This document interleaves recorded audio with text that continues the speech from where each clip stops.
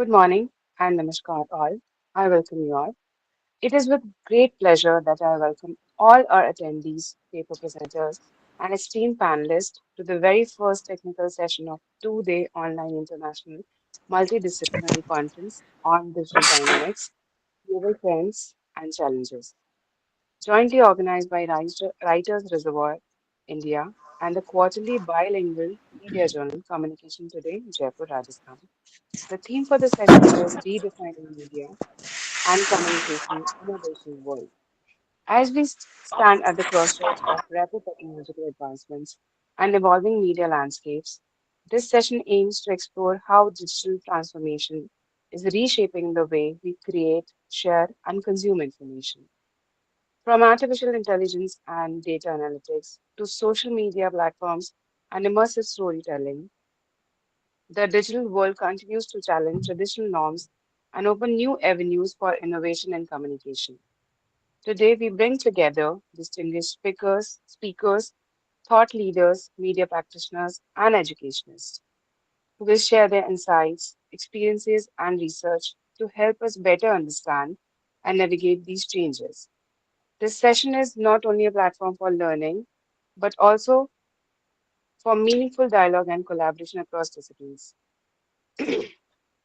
On behalf of the organizing team, I take this opportunity to welcome our session chair and co-chair with a token of appreciation, a virtual bouquet. Your contribution and presence is what make this conference truly enriching.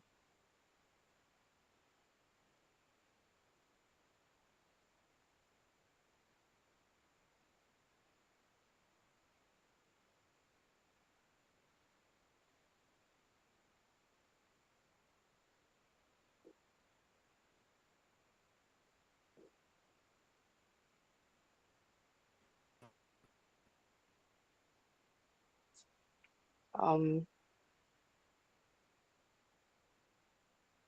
okay, before we commence our session, I would like to introduce you all to our esteemed session chair and co-chair. For chairing this session, we have with us Dr. Ekwunife Raphael Abumchukwu, Professor, Department of Mass Communication, Evangel University, Akazi, Nigeria. Dr. Raphael is a lecturer in the Department of Mass Communication, Evangel University, Akazi, Ebonyi State, Nigeria. Dr. Ekwunife joined the Ivory Towers after over a decade of effective teaching and administration in Nigerian Correctional Service Special School, Abakaliki, a system in which he was a pioneer instructor in Nigerian prisons, which has also greatly influenced his research interest in study and practice of public relations for behavior modification in a penal system, as evident in his publications, PGDE, MSc, and PhD studies. Dr. Raphael has a PhD degree in mass communication with specialty in public relations and advertising from Enugu State University of Science and Technology, Enugu, Nigeria. He obtained a master's degree in mass communication with specialization in public relations and advertising from the Ebonyi State University, Abakaliki, Ebonyi State. He also holds a PG diploma in education, BSc degree in mass communication, and a BA degree in theatre arts from various institutes of Nigeria. Dr. Ekwunife has enormous publications in local and international publishing spaces, including highly rated Clarivate Analytics, where two-thirds of his publications are domiciled. He has attended and presented papers at national and international conferences, including 24th International 2022 AIDS Conference in Montreal, Canada. He is a member of African Council of Communication Education, ACCE, the highest body of communication professionals in Africa, and has participated in over 30 workshops and seminars, particularly on teaching skills, methodology, classroom management, special education, and social reforms. In the recent time, Dr. Ekwunife is engaged in research related to emerging trends in communication and media studies, as well as interdisciplinary studies that address social problems. We welcome you, sir.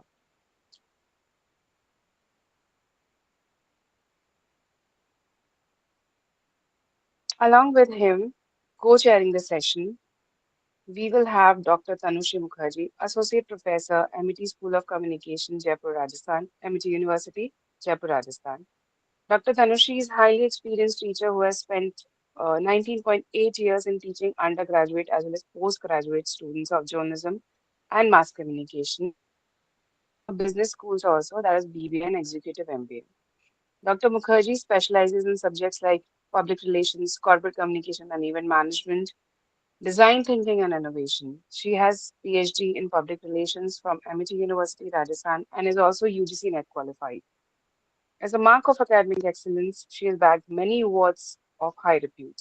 To name a few, she was featured in July 2021 edition of the renowned Impact magazine under top 50 women leaders in PR and corporate communication, has won Communication Excellence Honor by Public Relations Society of India, Excellence in Education Award in 12th Principals and Teachers Award 2023, Distinguished Associate Professor Award, Educator of the Year Award by Exchange for Media Group, Distinguished Teacher for Holistic Development of Students Award by International Center for Excellence in Education and Space, Teaching Excellence Award in PR and Communication for Public Relations Society of India, Jaipur chapter, and has also bagged medal, citations, and certificate of merit in the Gold Medallion National Award for the Best PR Case Study by PRSI Hyderabad chapter. Presently, she is Deputy Director Outcome, Amity University, Rajasthan. Along with other responsibilities, she has been the Chief Coordinator of Curriculum and Syllabus, making revisions of all professional programs of MET School of Communication. Dr. Mukherjee has presented quality research papers at various national and international conferences. She's also been session chair, guest of honor, and panelist in various national and international conferences. She has a good number of research papers published in various national and international journals, along with publications in book of conference proceedings, book chapters, souvenir, newsletters, etc. to her credit. She is also a member of editorial board as well as reviewer of eminent journals. She is also in the panel of external examiner, paper setter, and examiner, and member of board of studies for various courses of her specialization area in various reputed universities. She is an active member of various professional bodies too, like Public Relations Society of India and Indian Society of Training and Development, ISTD Jaipur. We welcome you, ma'am.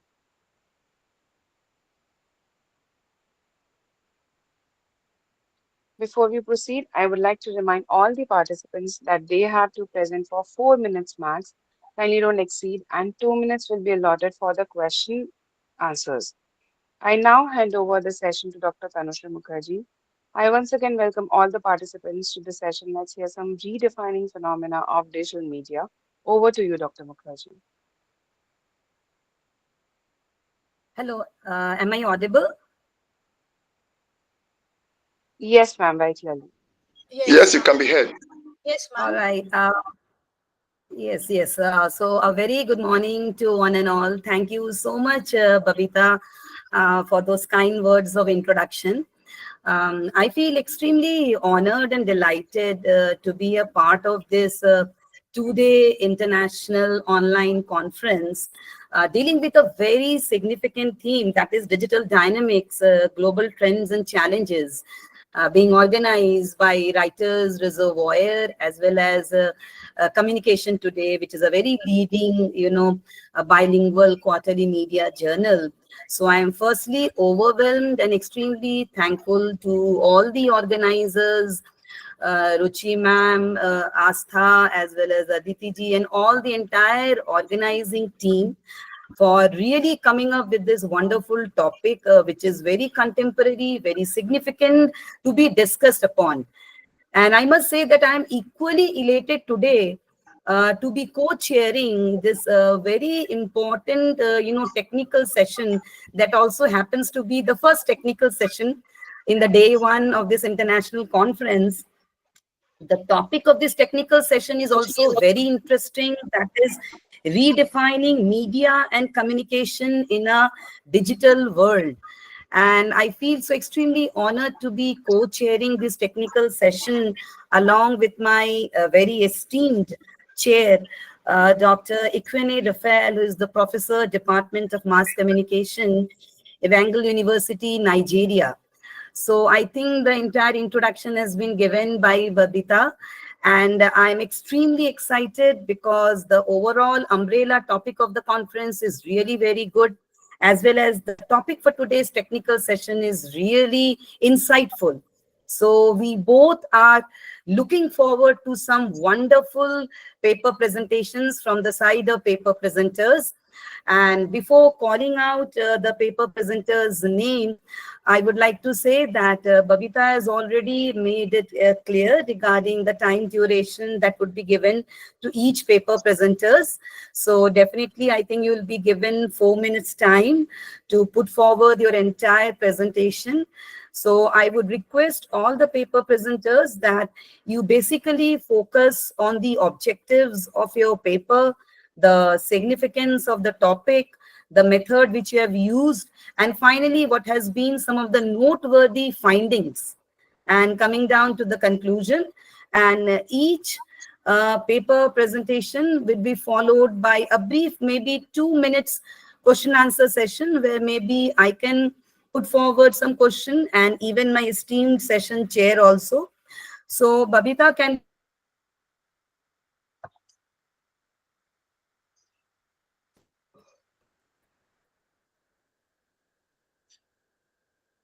hello, am I audible? Yes, ma'am. Ma'am, your voice break. What did you say at Okay. the end? I couldn't hear you. Okay, so I think you have already, given information regarding the time duration that will be given to every paper presenter. So shall we begin with the Yes, ma'am. paper presentations? Yes, ma'am. Yes, ma'am. Yes, ma'am. Go ahead. All right. So we will be beginning with the first technical paper presentation of the day, which is dealing with digital literacy, empowerment of women, self-help groups, a case study in West Bengal. I Yes, ma'am. think the, yes, Uh, Actually, am I audible? yes, you are audible. Okay, this is Madhu Manjuri. Okay, good afternoon to all. And I'm just,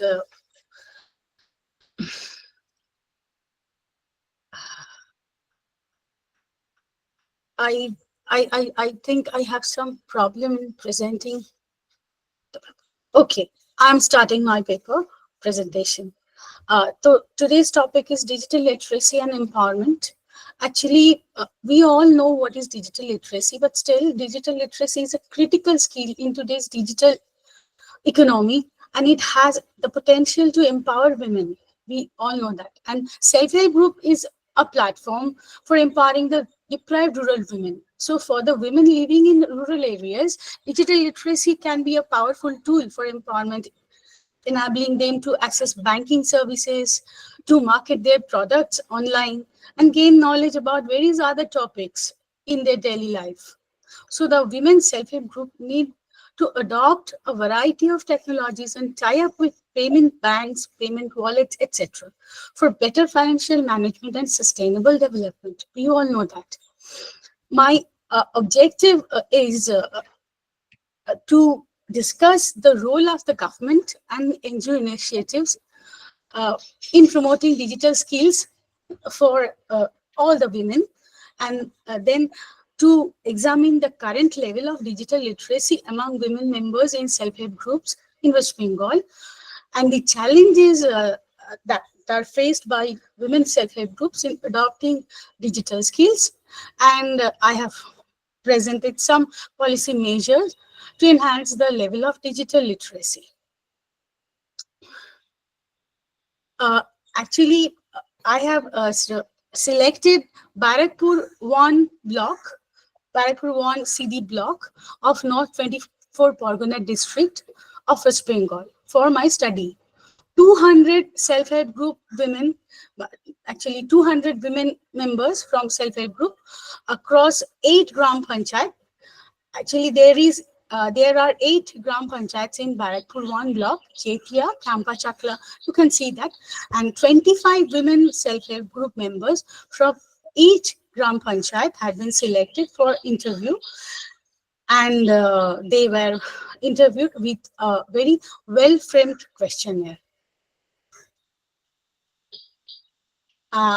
Initiatives that is for empowering women are Mahila E-Heart, STAY, Project E-Shakti of NABARD, PMG Disha, Anandodhara. We all know that these programs are for uh, the to empower women digitally, and that initiatives that are taken in West Bengal under State Rural Livelihood Mission is WBSRLM, and e-commerce companies like Amazon, Flipkart, they are working together to market the products from self-help group in West Bengal.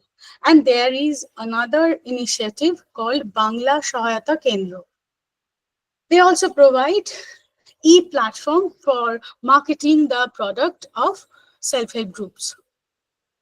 There are other private initiatives like Mukti. It is a computer training center, and Amity Institute of Tech Training and Development is initiative. Actually, Amity University is collaborating with WBSRLM, and they are providing training and training for digital literacy, marketing, and etc. And there is Internet Sati program, and Hindustan Coca-Cola Beverages Training Program is another program of non-government ends.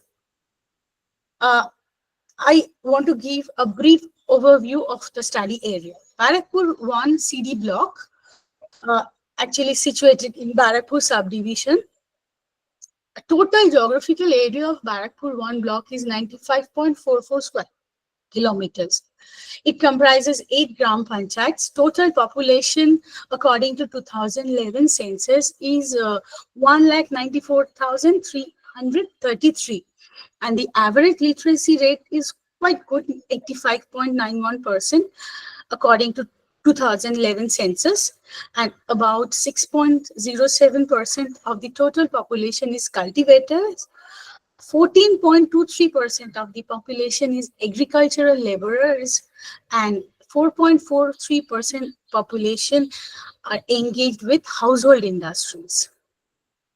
I have made an index named education. Actually, I want to correlate how educational attainment has impact on digital literacy.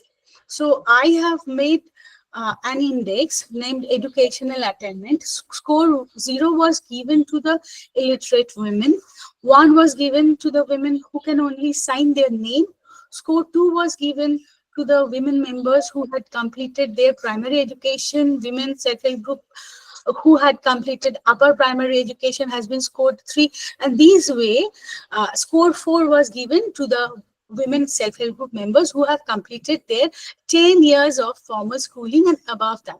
So digital literacy index has been made with 4 indices, and respondents were asked questions on 4 aspects of digital knowledge, like their skills on device operation, their knowledge of mobile phone based apps, about their knowledge of online financial transactions, access to online information. And on the basis of 4 ideas, I have constructed another index called Digital Literacy Index. And I have given 0 to 4 score, and then Pearson correlation coefficient has been made to measure the correlation between educational attainment and digital literacy. And the result is, you can see that quite good. Actually, the result show that there is strong positive relationship between educational attainment and digital literacy. About 79% of the illiterate women face difficulty in using English language based mobile apps. They use mobile phones by the icons of the apps. They understand the icons, but they cannot read So there is a strong need to strengthen both the fundamental basic formal education and digital training to the women self-help group members. And then I have tried to measure the correlationship between the level of digital literacy and the years of self-help group membership association. So I want the question is, does longer self-help group membership correlate with higher digital literacy among the women self-help group members? So a digital literacy score is same as the above section, and then the respondents were classified into three groups according to their association with self-help groups. Group 1, group 2. So respondents were was they I have asked questions about their membership, and then Pearson correlation coefficient test has been made to understand the correlation between a self-help group membership duration and digital literacy. And the result has shown that there is a strong positive correlation between membership duration and digital literacy. Longer self-help group membership duration means longer exposure of training. The second part of my study shows a strong time-dependent relationship between self-help group participation and the level of digital literacy in Barrackpur 1 block. And the challenges that are faced by the women, that structural and infrastructural barriers, there are some, and then there are social and cultural constraints, training program limitations, economic and occupational barriers, psychological barriers they have. And I tried to recommend some policy measures that digital literacy training need to be, actually we need more digital literacy training, and women need to access digital devices and internet connectivity. Online marketing support is needed, community engagement is needed, monitoring, more monitoring and evaluation. Once you give a training program to the women, you need to monitor and evaluate after 1 month or 2 months. Chakravarti ma'am, Yes, can you move the slides, please? I think your slides are not moving. Yes. okay. Yes. It's okay now. Okay. So digital literacy actually is a catalyst, I think, for empowerment for the members of women self-help groups. And I think if we can provide more training, more internet connectivity to the women self-help group, they can do far better. So by enhancing digital access, West Bengal can unlock their opportunities for women living in rural areas, fostering inclusive growth. Thank you. All right. So that was a very insightful presentation. I was just mentioning right now that the entire topic of today's technical session, that is redefining media in the digital era, very rightly coined and thought by the entire organizations, the organizers of this conference, led by Sanjeev Bhanawat sir. So the topic is really very apt. I would now like to request our session chair to kindly, if you have any questions or if you would like to ask something related to the paper presentation, I would now request our session chair to kindly give his insights. Thank you, Dr. Raphael, sir. Tanushri. Thank you so much. I want to commend the My pleasure, presenter. sir. Can I be heard? Yes, All right. you're audible, sir. Thank you so much. I want to commend the presenter. That's a nice one. And the topic is quite relevant. It's a topical issue. Okay. I actually want to commend your ability to give us so many literacy programs which the government has embarked on, particularly for the women folk. Thank you so much for that. For the want of time, dear presenter, I want to ask just a very simple question. There are many populations that actually need literacy programs. Many populations, the men, the women, even the prisoners, the industry sector, there are many people. Can you just briefly tell us your choice of women? Why did you choose to look at empowering and having literacy program for the women? Why that choice? What informed your choice of the population you studied? Thank you. Pardon, can you please repeat the question, sir? What informed your choice of women as the population you studied among other populations that actually need literacy program? Why did you choose to study women? Oh, actually, I have I am actually I have done my PhD on self-help group in West Bengal, so I know them for the last 10 years. So it was easy for me to interview them, and I have chosen rural women who are housewives and like that. So I think they can do much better uh, with digital literacy. And actually, it is my personal choice that I know them for the last 10 years. So that is the reason. That's okay. That's okay. That's okay. You've done well. I think Thank I'm okay. Okay. Chakravarti ma'am, I have one thing to ask. First of all, I must compliment. You have focused about a topic which really deals with, digital literacy, because if we want to talk about digital literacy, we have talked and discussed a lot in regard to developed cities and all the metros and all.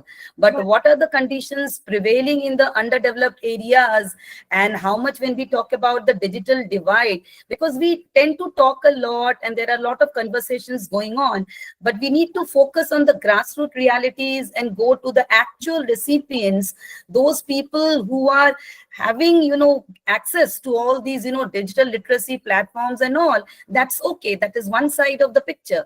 But how much are they getting the benefit, and how much is really the skill development happening? So I would like you to answer, because you had said something very interesting, that is the kind of real development in terms of skill development which is happening in case of SHG women. But there are certain barriers, like you mentioned about structural barriers, cultural barriers, there can be some psychological barriers. So which one of these barriers do you find tend to be most dominating? Nowadays everybody is having access. Now you said government is doing a lot, it is coming up with many initiatives, private entities are also there. That's really very good. Your research method was very nice, exhaustive. You made and tried to study the perception of the real women. But which one of these is one of the most dominant barriers? Can you please tell a little about that? Yes. Actually, the most important factor is their financial condition. Most of the self-help group women, they do not have smartphone. Okay, and if they have a smartphone in her house, that phone is used by her son or her husband. So it is the foremost problem that she do not have a phone. And then the problem is that uh, the the foremost the first barrier is their lack of education. So they and psychological problem, they fear to use that phone. But above all, the problem is financial problem, because there are initiatives from the government, but the government do not provide money to recharge their database. So if they have a phone for themselves, they cannot use digital media like WhatsApp and all. And and their lack of marketing knowledge is another barrier that prevent them from marketing their products online. So the main there are two factors: financial factors and their low level of formal education. I have found Okay, two so that factors. was Thank you, Chakravarti ma'am. That was a good presentation and very confidently presented from your side, dealing with a very interesting topic. Now we move over to the next paper presenter of the day, that is Maheshwar Kumar Munjale. The topic of his paper is Minimalist Storytelling in the Digital Age, Authenticity and Engagement on Rajasthani Lakhian's Instagram. So are you there, Mahesh Kumar?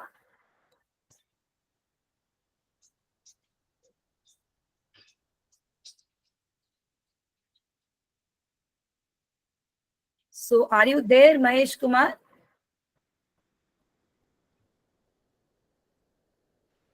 Am I Ma'am, audible? he's not there. I'm audible, Babita? Yes, ma'am, you are audible. He's not there yet. Okay, okay. Thank you so much. So we will take up the third paper presenter for today's technical session, Dr. Vikram Singh Rautela. The topic is again interesting, an analysis of news consumption patterns and preferred sources of news across different generations in Uttarakhand, India. I think you are there, Dr. Vikram.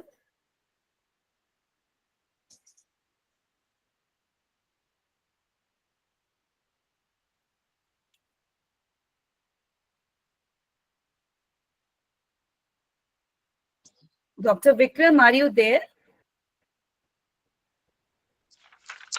Ma'am, he's not there yet. We can move forward and maybe when he Ma'am, I joins think he's us. having Sure, some network issues. He'll be joining back in 2-3 minutes. We can take the next presentation first.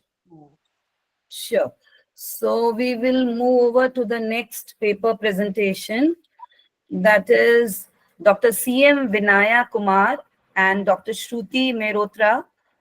That is Women Empowerment in Digital India, Pitfalls, Possibilities, and Progress. This is technical paper number 4. Dr. Vinaya and Dr. Shruti. Good Shruti is morning, there. everybody. Shruti This is is there. Dr. Shruti. Am I audible? Yes, yes, you're audible. So all the Great. best. You can go ahead with your paper presentation. Thank you so much for the opportunity. I just share the screen.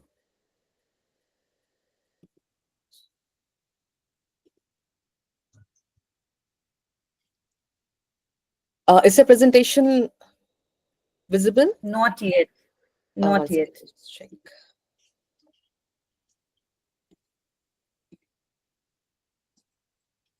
How about now?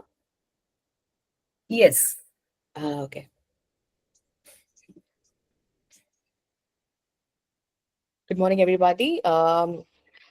This is Dr. Shruti Mehrotra. I, along with my co-author, Dr. C.M. Vinay Kumar, I'm here to present our work on women empowerment in digital India, pitfalls, possibilities, and progress.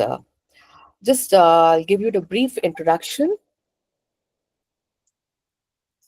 Technological advancements have transformed women's roles in India. Online entrepreneurship and remote works are empowering women. ICT-enabled participation across social, political, and economic spheres have increased. These are the key objectives of our study. First is to investigate socio-personal traits of women in digital India, access how digital India initiatives empower women, understand digital media's role in emancipation, and evaluate perceptions of digital empowerment.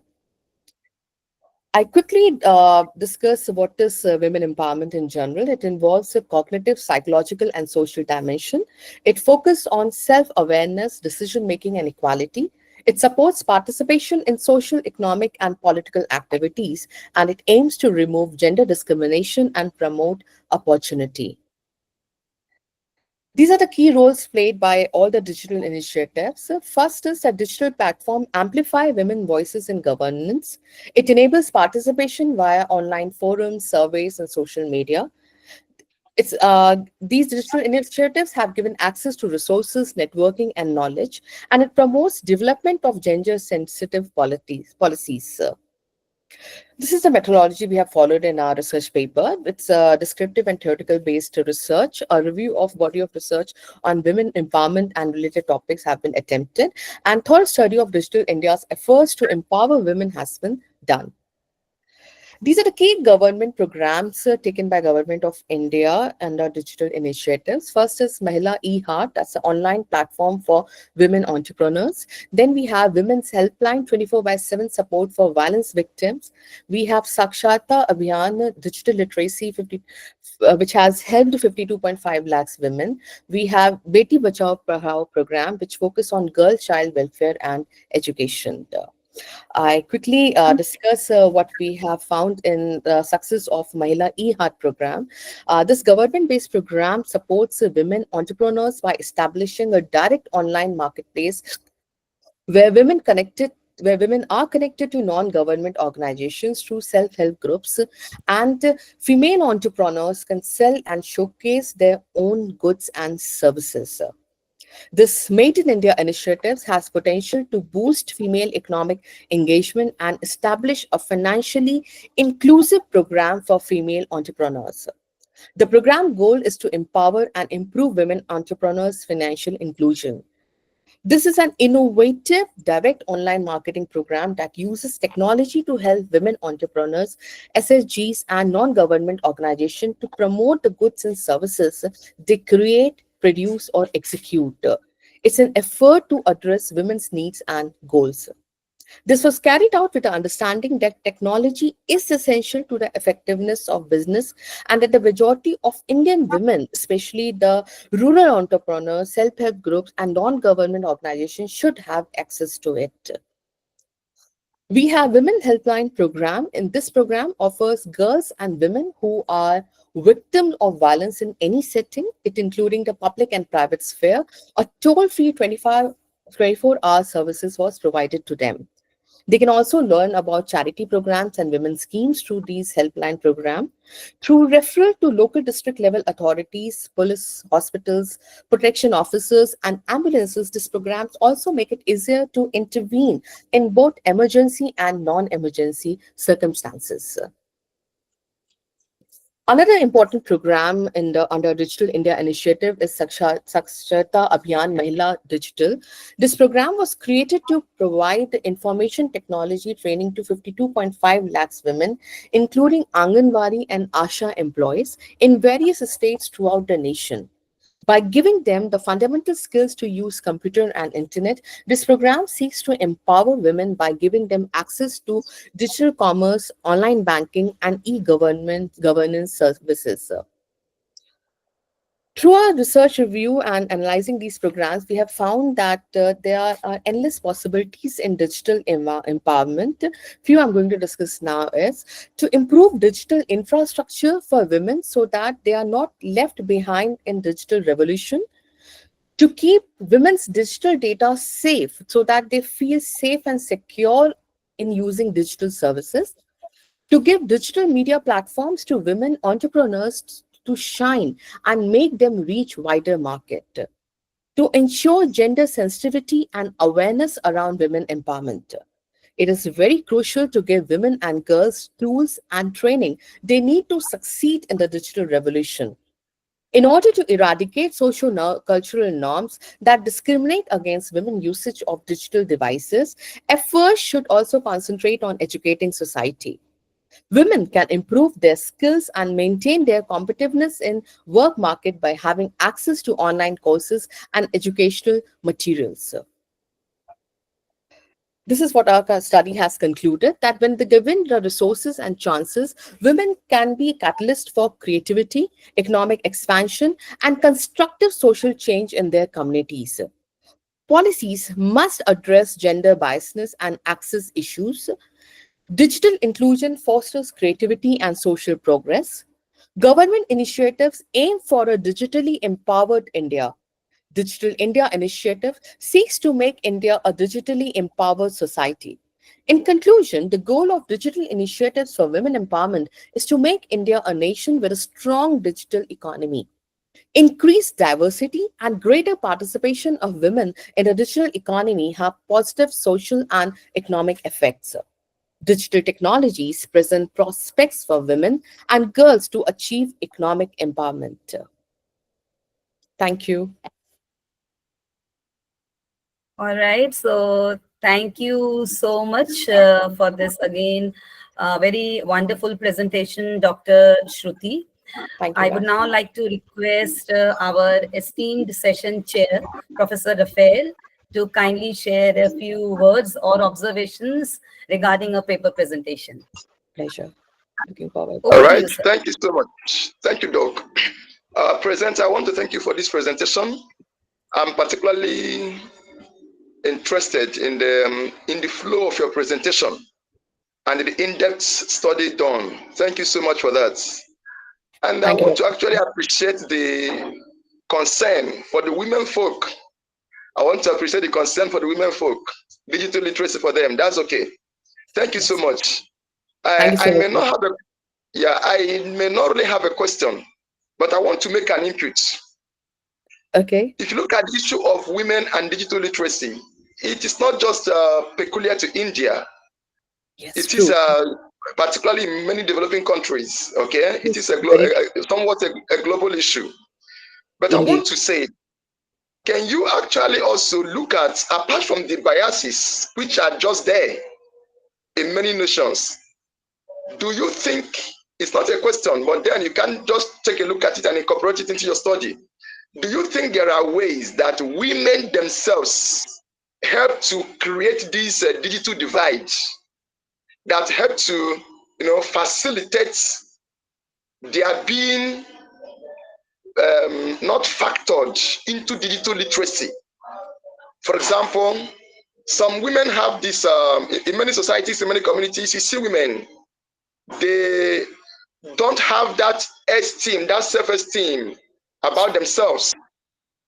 Some will even, when you're talking about maybe possession of digital devices, in some communities, looking at culture, culture may tend to depose the woman, make the woman feel she is not even entitled. And some women have even grown up to believe that they are not entitled to measure level with the other folk, the men folk to be precise when it comes to digital acquisition and things like that. So I would also want your study to look at that, because we have also discovered that women in most societies help to reduce their acquisition, their possession of digital devices or digital literacy. Thank you. Thank you, Professor Raphael. We'll keep this in mind, and it's a good dimension to be added in our study.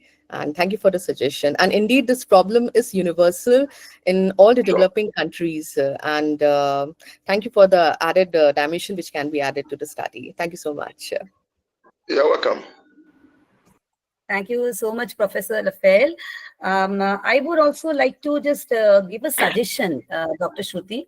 Yes, First ma'am. of all, your paper discussed, you came up with some it was interesting and wonderful to listen to your presentation, because Sure. definitely you were talking about digital women empowerment, which is the buzzword. We talk so much about digital tools, digital platforms and technologies, but definitely real women empowerment cannot happen until unless there is a digital empowerment of women.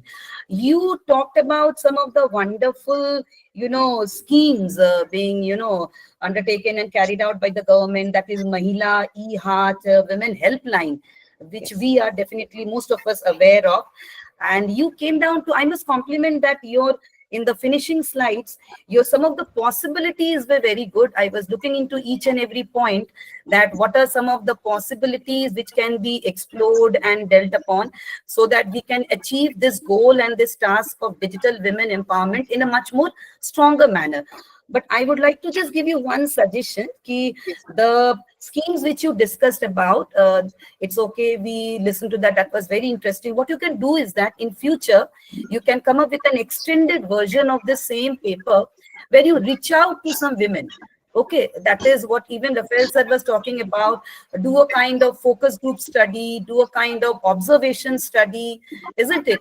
Reach out to Indeed. those people and just find out. I would like you to support this with some primary methods also. Are you understanding? Yeah, So I mean, you I can will give go, extension to methodology and yes, yes, yes. add some So field data to, support. isn't it? Yes, So what you yes. can do, yes, in the future, you can just adopt some primary methods also, and maybe do a kind of a survey, any kind of a quantitative study, or any kind of an observation method, so that we can get to know the perception of the people as to what is the gap between all these schemes, and finally, what is happening regarding their real digital empowerment. All True. right. So that Yes. is the only suggestion from my side. But otherwise, your Much. paper was very interesting. That was well presented. Thank you, Thank Dr. you so Mukherjee. much. I'll keep the suggestions of both esteemed people in mind. Thank you so much. All right. So with that, we move over to the next paper presenter, Dr. C. Kanagadurga. The topic of the paper is Women Empowerment in the Digital Age, Bridging the Gender Divide. So do we have the paper presenter?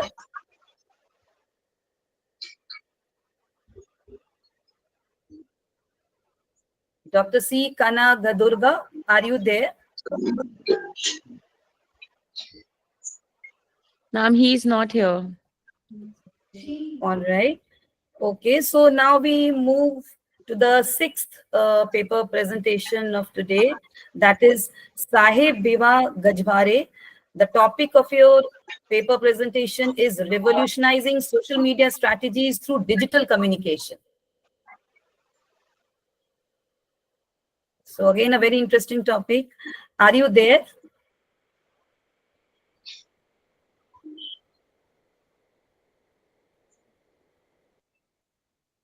Mr. Sahib Biwa Gajbhare, are you there? Ma'am, I think he is also lost some internet. I mean, he's having some internet problem. He'll join back. We have Vikram who has joined now, ma'am. We can take Vikram's paper now. Okay, sure. So, Dr. Vikram, your topic is an analysis of news consumption patterns and preferred sources of news across different generations in Uttarakhand, India. So, Dr. Vikram, you can present your paper.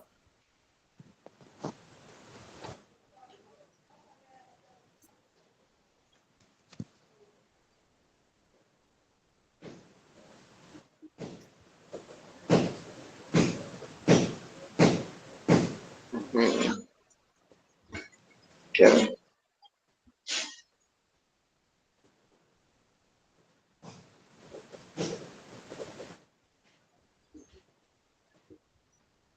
Vikram sir, please unmute yourself.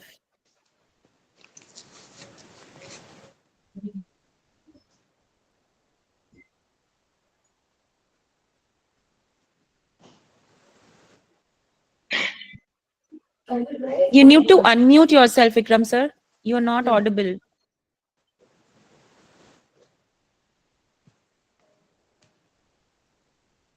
I was a journalist for 10 years before coming into academics. Since 2015, I'm into academics, and it's after joining the academics that I completed my PhD. Now, this topic basically is intriguing to me because, as a journalist also, I was always wondering that, how do my audience consume my news? And things have changed rapidly now, maybe in the last 10 years or so, 5 or 10 years or so, because of internet revolution. So, I just wanted to find out that how do different generations consume news. So my samples were like baby boomers, born between 1946 to 64. Then Generation X, which is the cohort which is born between 65 and 80. Then millennials, which was born between 81 and 96, and Gen Z between 97 and 2012. Ma'am, I just want to make sure that am I able to share my screen? No, sir. Your slides are not visible. Exactly. This maybe now. Now, Not yet. Yes. Just Yeah, let it us is. wait for a while. So I would, ma'am, how much time do I have? Like 5 minutes? You can take 4 to 5 is the maximum, but 4 to 5 minutes. Okay. Now, see, when selection of these cohort is important because in India we typically live in joint families. We have our parents with us, we have our grandparents with us, and as an observer, I have been sort of I was observing this for quite some time. How do the students whom I teach, how do they consume news? How do my parents consume news? How do I consume news? So I thought of doing a small a survey on that and maybe find out the reasons behind the chosen chosen field of chosen source of news information. And second aspect of this paper is the credibility aspect, the credibility question. What has come out in my surveys and all is that typically the younger generation, Gen Z, and also the Gen X and even millennials, they would I mean, they would consume news from whichever medium they are getting, social media or websites. And when it comes to credibility, they would always trust the newspaper. I mean, they would go to the newspaper site, if not the physical newspaper, the newspaper site, and cross-check. That what they have read is true or not. Uh, I think evolution of news media in India is not something that could be explained. We had print era. We all know that we started in 1780s with Bengal Gazette, and then slowly been a privatization, then broadcast, then liberalization of Indian economy in 90s when we had all these international channels coming in into India, and then now from 19 onwards the digital age. So the way we are consuming news has changed. But I would also like to mention here that as a reporter, as a former reporter, and as a student, as a teacher who teaches journalism to students, I think news is something which interests us since time immortals. We are just excited by it. It's just that the way how we are consuming news is changing because of the way the news is being given to us in terms of technology and all. Again, these I have already introduced the cohorts. So basically 4 cohorts, and these have been selectively chosen. It was a stratified random sampling because I had chosen these with a reason to find out. I mean, I intentionally didn't take generation alpha, which is like probably ones which we are teaching right now. But then I wanted to see that how do people from these 4 generations consume news, and probably what is the reason. So what came out in to the surveys and interviews, I've used both qualitative and quantitative aspect of research in this. Qualitative in terms of interviews and narrative analysis, which I did later on, and quantitative in terms of the surveys which I've done. So what I want to bring out here is that the baby boomers, that is people who are born between 46 to 64, they strangely they prefer to consume their news from television more. So television broadcast is their primary source of news consumption. Uh, Generation X, millennials. Then in Generation Z, we have a smartphone is the maximum, the best, the most exploited source of news consumption. While millennials and Generation X, they use all the forms like smartphones and e-papers and apps and all randomly, and then they choose the news in terms of the internet has given us this option of being selective in terms of what we read. Excluding the baby boomers, Generation X onwards, we are very particular about what we want to read. So because we have phone with us, we have apps with us, so we choose what we want to use.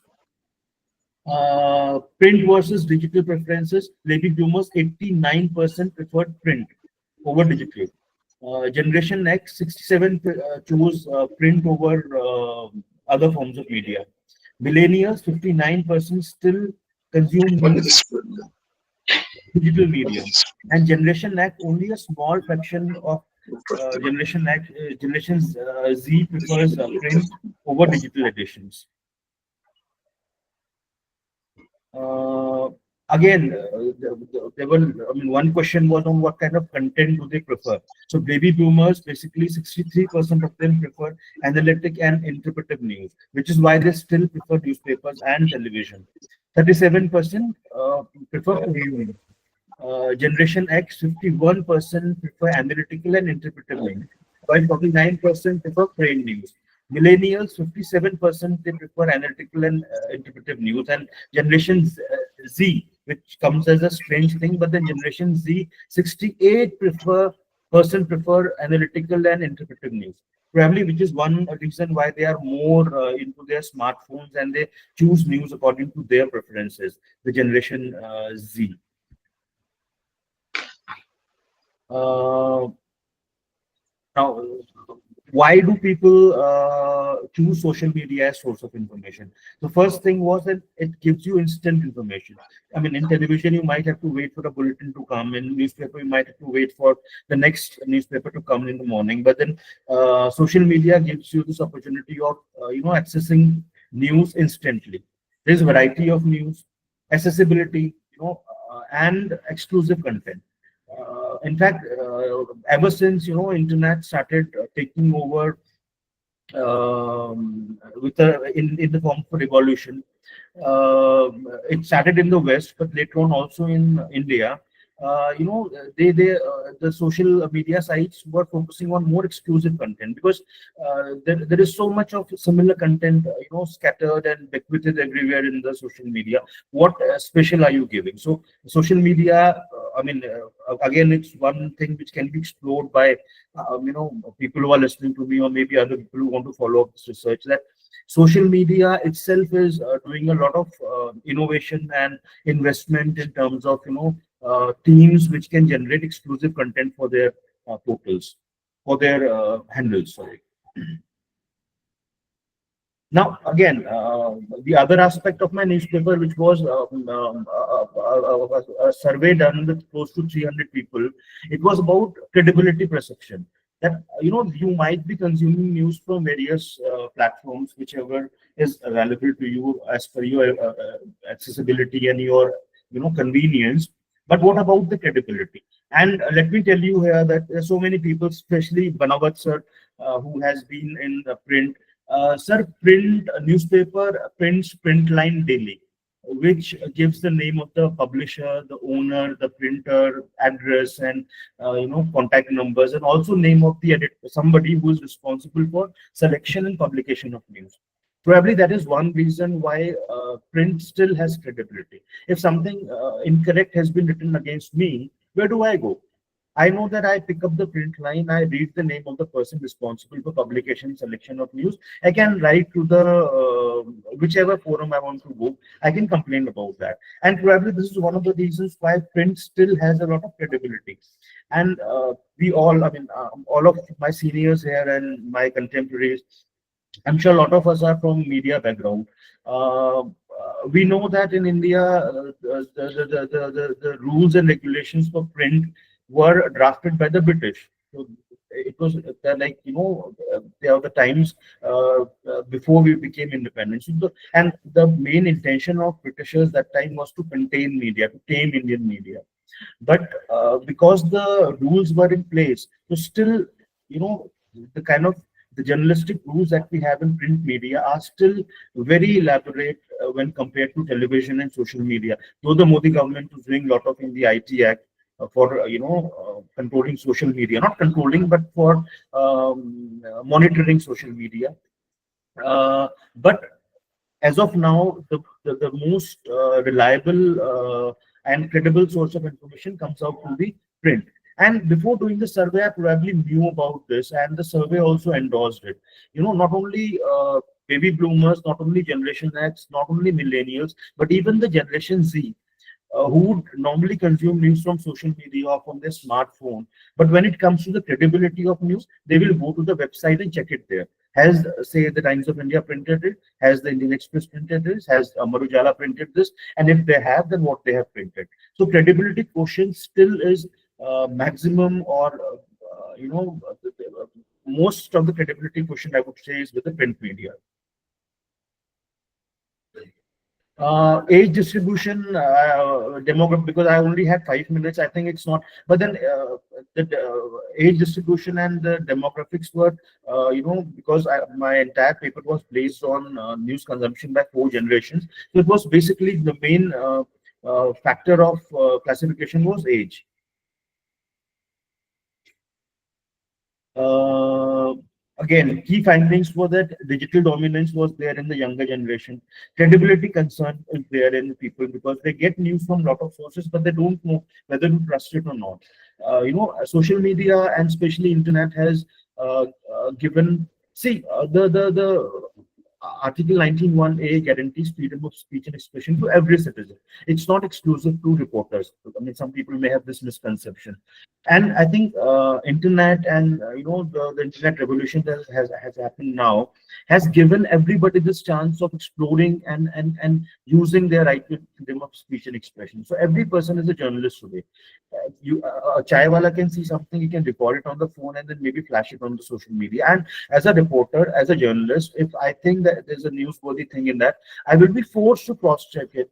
I may not have my correspondence from where this news has been filed, but I will cross-check it, I'll confirm it with higher officials and then do print it. So okay, Dr. Vikram, I would request if you can come down quickly to the final conclusion. Yeah, ma'am.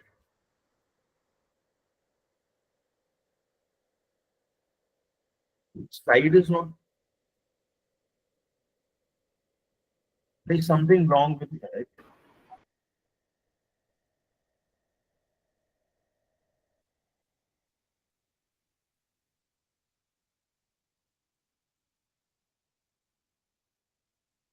Ma'am, I'll just sum it up in maybe. Yes, you can conclude your these findings. Yeah. So basically, I found that Generation Z is increasingly reading and viewing news stories on their mobile phone screens. In fact, entire consumption of news and information by this generation is through the smartphone.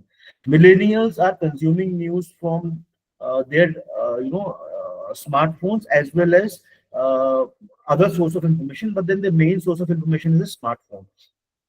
The older generation prefer traditional form of media like TV and newspapers, but they also get bit of news dope from mobile phones. Uh, and there's one more thing. When there was one question which asked the senior generation to pick up either the online edition or the physical edition. Only 24% of the people surveyed in the survey preferred print as a physical form of newspaper. So the remaining still consume news from internet, which is in a way, I won't say a warning, but then it is an indication of the trend which India is going to face very soon, which is happening in the foreign countries. You don't have physical form of newspapers at all. You only have e-papers or smart or their apps and all. And I think that trend is coming down to India. And there are a lot of, I mean, I don't have much time, but there are a lot of reasons why newspapers are still surviving in India. One is that we use recycled paper. So the newspaper in India it costs much lesser than what it costs in the other countries. Second is that we still have that, colonial mindset where we have hawkers distributing papers at home. It doesn't happen in, foreign countries. If you need a paper, you have to walk down to the street and pick up a paper from there. Literacy rate is speaking. Is still increasing. So newspapers, the circulation and circulation of newspapers has increased in India, but all these studies say that in future this will go down. Another finding was that 89% of baby boomers preferred print newspapers. Obviously, they are the old generation who are used to the feel of newspaper, the touch of newspaper. So they still prefer their news through print printed form of newspaper. And this was the consumption patterns, and there are a lot of justified reasons for this, which I won't go into that because it will take too long. And the second aspect about credibility, all of these generations preferred newspapers as the more credible source of information. I think, ma'am, that's it from my side. I was not even prepared. I was in a class. If any questions to be answered, I can take them. Sure. So thank you so much, Dr. Vikram. That was again a very insightful presentation dealing with a very good topic, the change in the news consumption patterns and people's perception regarding the various news sources. I would quickly request our session chair to kindly share your valuable observations regarding the paper presentation. Dr. Raphael? Thank you so much. Thank you so much. I want to commend the presenter. A very salient issue has been addressed, looking at news consumption pattern in India. Well, thank God for a conference of this kind, because the new media is fast, reshaping the entire ecosystem, including news consumption.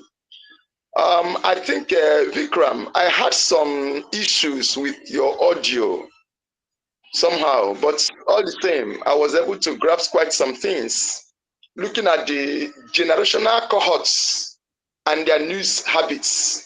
That's quite interesting, particularly when we look at the present generation and their consumption of news contents via the social media. You made mention that today everybody is a journalist through the activities of citizen journalists, or through the concept of citizen journalism. Everybody is a journalist. And I just want to chip in something. Maybe I did not get that because I had some issues with your audio. Did you bother to look at how the new media is actually, as a consumption of content through the new media, how is it actually affecting the entire lifestyles of the younger generation? How the new media, consumption of news through the new media, social media to be precise, how it's actually affecting, influence, particularly negative influence. Yeah. Does it have any significant negative influence on the entire lifestyle of the youth, of the younger generation? Absolutely, sir, because it's not only about new media and internet. It's about probably all kind of media that we have. I remember when I was young, we were growing up, we had Doordarshan and we used to have news, timely news. News used to be news. It was not then, it was not about TRPs and all. Everywhere, I mean, now you open the your TV channel and you have some news going on somewhere. Some other channel does the same thing. So when you get too much of information, it becomes very important for you to be very discreet in choosing the information that you are sort of consuming. So new media has, it's got a lot of advantage also, but then there are a lot of negative points, and I think you want me to focus on negative aspects of it. It's become a part of a lifestyle. The first thing probably you do when you wake up in the morning is to see your smartphone. And news consumption, because in social when you talk about social media and internet, consumer is just audience is just a consumer. You never know. I mean, you are being closely monitored through SEOs. Your Google analytics are all there with the social media site. You just browse something. Other day I was just browsing some lowers, and started getting ads in my Facebook and everywhere within maybe couple of 4 or 5 hours. So everything is being monitored. So what you are watching is being watched by social media websites. They do extensive work on Google Analytics. They have special teams to monitor it. So you are, in a way, we are going to, I mean, I don't want to use that harsh term, but then probably we are going back to the time when news was directed to us. Because, I mean, say I am consuming some kind of news. You as a social media handler, you know everything about my, my profile, my Google Analytics, who am I, what am I doing, and you can target more. I mean, it's uh, particularly because you wanted to know about the negative aspects of internet. I would say that it's become more easy to manipulate young generation and people by giving them the kind of news that they are giving. Because when we used to read newspaper, we had a variety of news. I mean, I don't want to sound any partition, any party pro party person, but then Rahul Gandhi had a Bharat Jodo Yatra, but no mainstream media covered it at all. Because I mean, I don't want to go into that controversy, but then mainstream media did not even control. I mean, so you are guiding and you are carrying out, or you are sort of manipulating the way the people think. And sir, this I would also like to mention here, because I teach this generation alpha. This probably is the most communal generation. We are not, because all they have seen in television is beef ban, Hindu Muslim, and temple controversy, this controversy, that controversy. You would be surprised. There are certain, I've many times I've seen there are certain people of minority community here who would be forced to eat alone, or with their colleagues, or maybe or with their with other people of minority community. The majority community would not join them.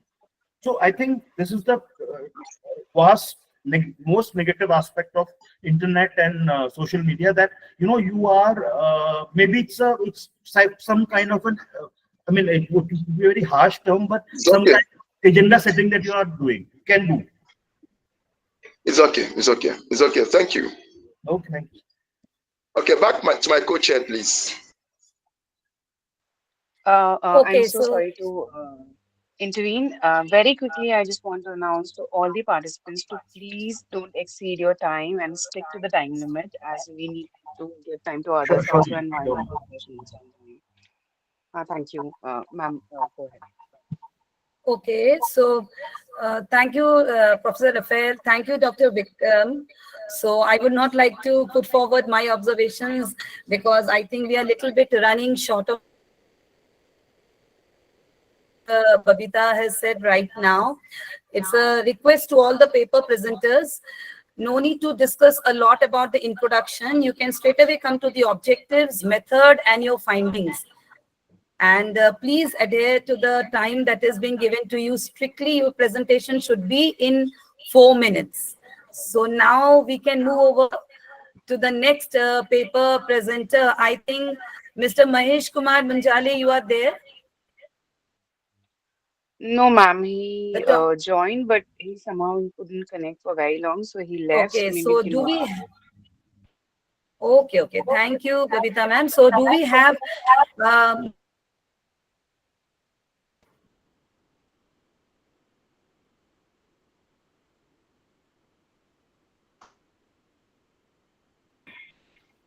the Basit? The topic is mitigating perennial flooding in less developed countries by the use of public communication. So are you there? Okay.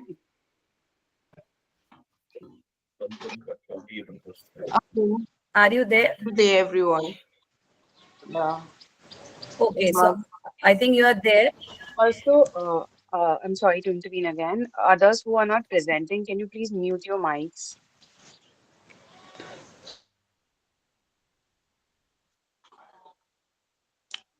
Should I go ahead? Yes, yes. Okay. I'll be speaking on the topic mitigating perennial flooding in less developed countries by the use of public communication with my co-author, Dr. Basi Uche Oninewu. Now, the introduction. Flooding has been an issue for national discourse in Nigeria and other parts of the less developed countries of Africa because of the devastation it has left on its trail in the country. Although we all know that flooding is a natural phenomenon, most times its consequences are human made because of the way they build the dam operations, especially along the borders, the uncontrolled rapid population and building on the waterways.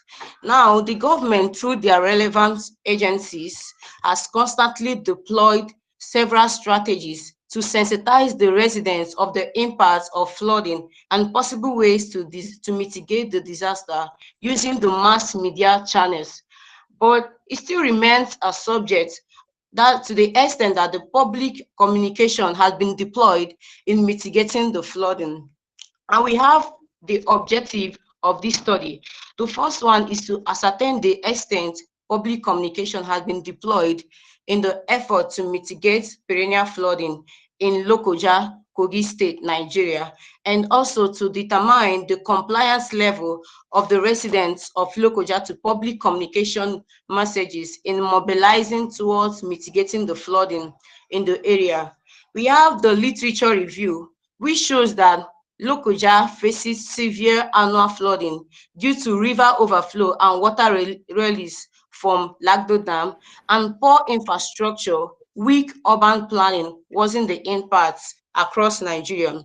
Now, public communication led by trained officers is vital for awareness, preparedness, and safety, so as people can get the information and know how to leave their area because of the flooding. We have the theoretical framework. It uses the fear appeal by Janis in the year 1953, which puts threat, fear in the mind of people and helps them to behave well. The theory buttresses the effectiveness of face-to-face, which public communication encourages, because in reducing fear with adequate measures to mitigate perennial flooding in the area.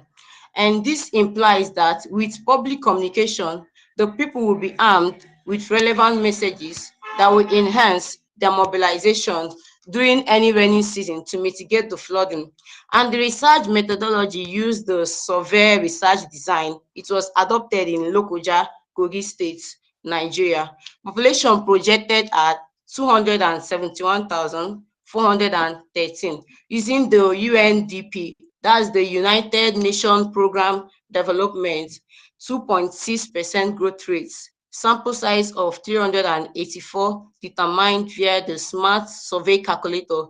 Now, the 377 valid questionnaires retrieved using multi-stage and judgmental sampling, the chi-square statistical tool used for hypothesis testing.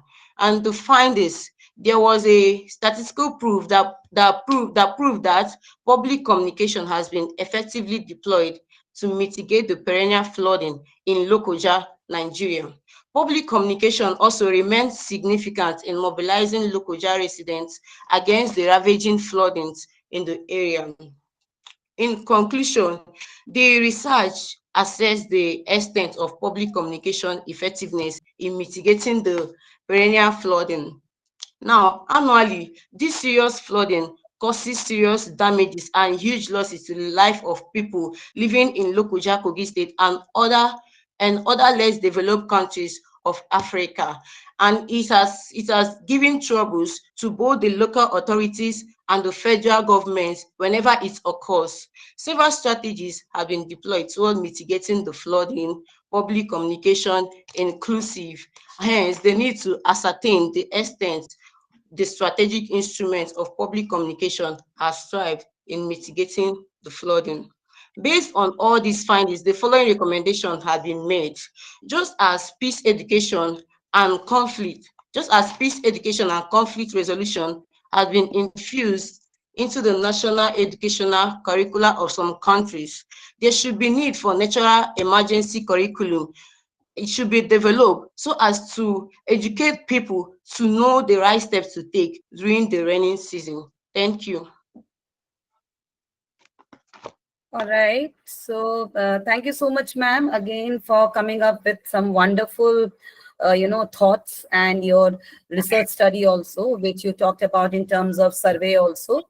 So I would now like to request Professor Raphael to please state some of your insights or observations related to a presentation.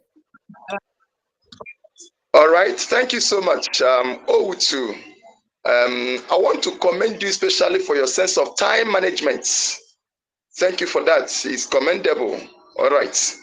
And the issue of perennial flooding. Thank you so much. You addressed the issue of weak urban planning. Weak urban planning. And I think that's a major issue in many cities. Many cities appear to lack planning. And that is where public communication comes in. In the first place, O2, I want to commend you for for establishing the gap in this study. Before you proceeded, you were able to establish the gap in the study, and that was quite plausible.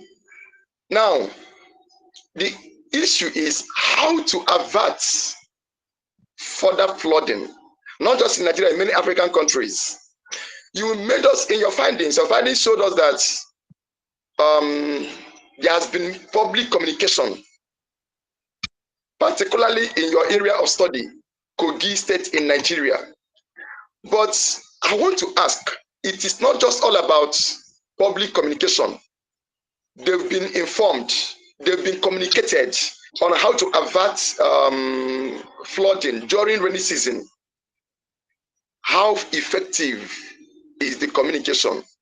Do you think that they have actually leveraged the public communication given to them on how to avert this flooding disaster? What do you think?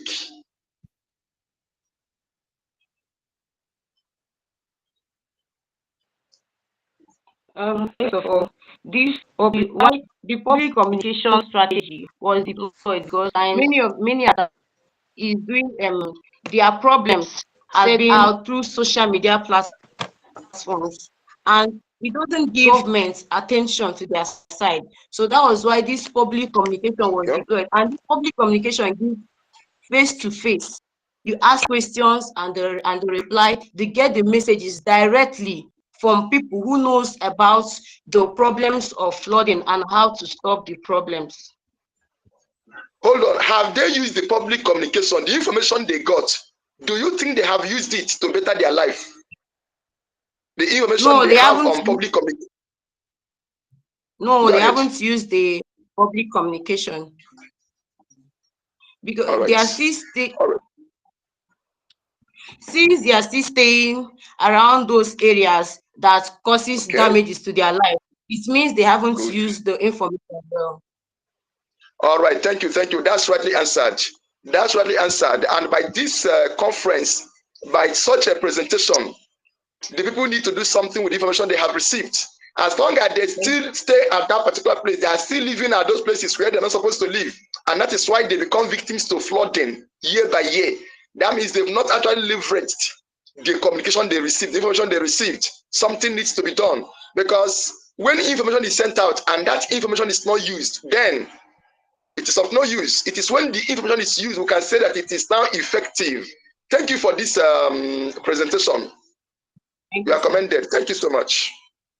Thank you, Professor Raphael. I must also first compliment ma'am that you tried to finish your presentation very much within the time allotted. My one thing I would like to, I was just willing to put forward my point of view, but I think Professor Raphael has covered a lot in that. But a kind of a small addition, can you please answer? You talked about public communication. Public communication is a little broad term. Okay, if you're able to understand public communication, how that is helping a lot in dealing with the flooding problem in that particular place of Lokoja in Nigeria. So basically, you did a kind of survey of 384 people and all. So what were the parameters? Yeah, what were the tools of public communication that you took under study or under consideration? Because that's a very broad term, public communication.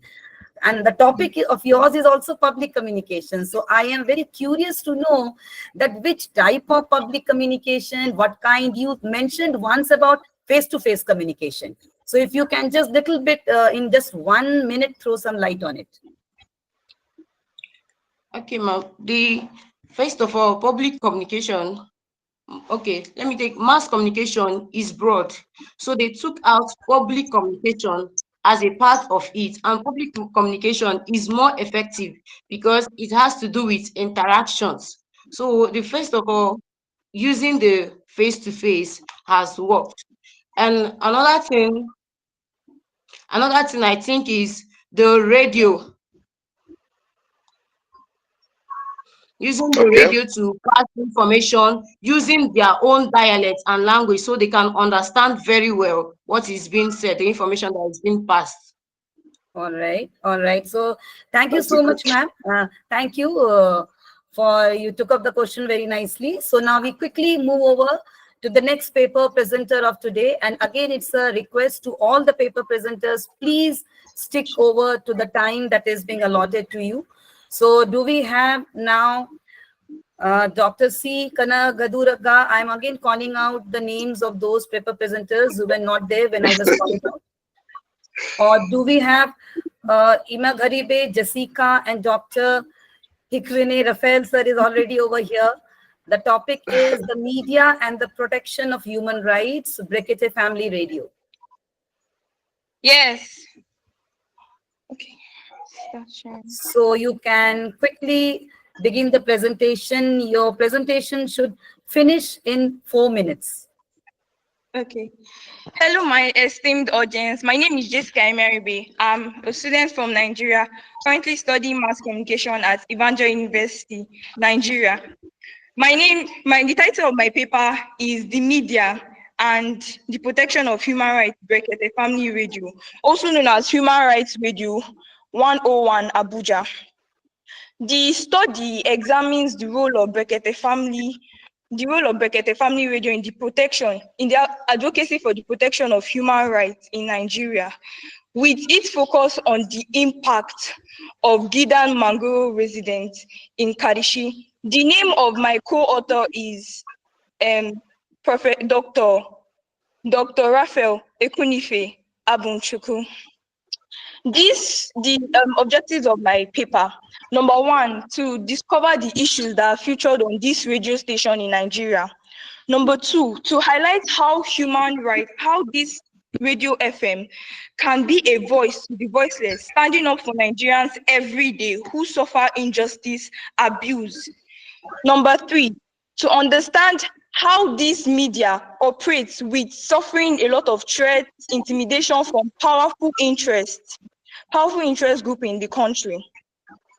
The methodology, how this study was adopted. This study adopted a survey method, which enabled us get a direct response from among the residents of Gidan, Mangoro, Karishi, Abuja. And this radio station is the only human rights advocate FM in Nigeria. It was established in 2016 by Isa Ahmed, also properly known as Ahmed, or Ordinary President Ahmed, or Ordinary Ahmed. My conclusion: this radio station plays a very enormous role in the protection of human rights. They have handled a lot of cases concerning human abuse, human trafficking, violence, and so on. Some examples number one, a sergeant man who was unjustly dismissed from police office was reinstated immediately their intervention. Number two, a lady who was knocked up by an ambulance driver who wanted to flee the scene was given justice just by the intervention of this radio station. Based on our findings in this research, this radio station suffers a lot of threats from political interest, because of how outspoken the nature of the radio station is. And number three, they also suffer funding constraints. They have issues funding these operations. My recommendations: we recommend a legal protection that engage public awareness, protecting them from a lot of threats in order for them to perform their operations. We also recommend a robust fundraising project to help them in the achievement of their operations. Thank you. All right. So thank you so much, ma'am, for coming up again with some, thought-provoking ideas.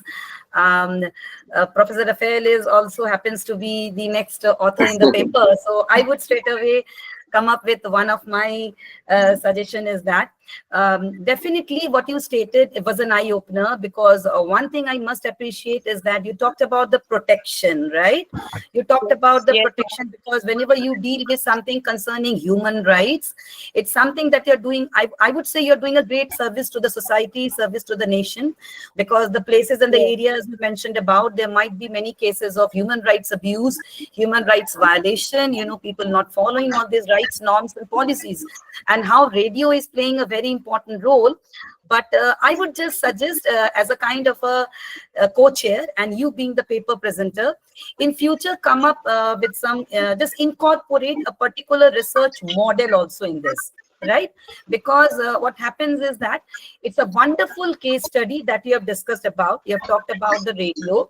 But if yes, we try to go into the difference, there's a small difference between a case study and a research paper, right? So definitely what you stated right now, you talked about the radio, what kind of role they are playing. You mentioned about some instances of human rights violations. In future, maybe you can go up and adopt, obviously taking the help of sir also, you can adopt a kind of a conceptual framework, coming up with a kind of a very robust research method, and use that maybe interacting with these radio people.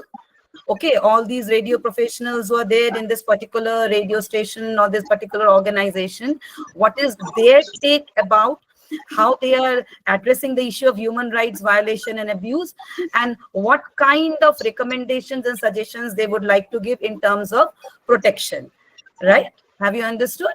So maybe you yes, can come up with some method. You can come up with some method, and definitely before that, you can make a case study. You can make a case study of this particular radio stations, how they are playing a role, and follow it with some proper research method. You can go out to the people also who are the listeners, right? And you can also substantiate it by the people who are working in that radio industry, right? So it can be a double mixed method. So again, once again, very good. You have come up with again a good presentation, and you have adhered to the time limit. So thank you so much, ma'am. And thank you. we now quickly move over to the next presenter. Before we proceed, I'm sorry to interrupt, ma'am. I would Yes. just request the participants to please try to share your PPTs also. Yes, please don't forget to share it very much at the time of your presentation when it commences. So we can now have uh, Dr. Basil and Dr. Osita. Dr. Basil and Dr. Osita, are you there? Hello, everyone. I'm here. Yes, so very good. The topic of your paper is male infertility after cancer chemotherapy, communicating causes and treatment. And treatment. Thank you Yeah, so so we much. are all looking forward. Over to you. Okay, thank you. Let me start by introducing the topic of study. But I must say that, please, the PowerPoint you have there has been, the edition I'm using here, or the version I'm using here, is slightly modified. So I may not stick to the PowerPoint that you have there completely. So is that checking? So Sharing your over the slide. years, Yes, did sorry you to get interrupt. me? Um, do you have a PPT? I said the PowerPoint you have there may have been modified a little because of Okay. want of time. So Okay. I can Okay, you move can on. go ahead. You can go ahead. Thank Go you. on. So we're saying that over the years, the issue of male infertility, especially after cancer chemotherapy, has been an issue. When people are kind of are victims of cancer, one of the treatments that caregivers recommend is cancer chemotherapy as a form of treatment. But we have discovered that from literature, actually, that most times, some of the survivors of this disease, this malignancy, most times they don't have the cause of infertility to give life after the treatment. That is, to father children of their own afterwards. Now, the experience I had last year, sometime last year, I lost a very close friend of mine, or a relative, because he passed through that treatment. And that experience kind of gingered me, kind of made me to look into some extant literature on cancer causes, symptoms, and treatment. And I was able to discover that a lot of things have been written about cancer, but the communication aspect of it is still lacking. There is a gap that scholars need to fill in projecting the essence of communication, what communication has to do, at least to help the survivors and also help people who may be down with that sickness in future. So that brings me to the objective of this study.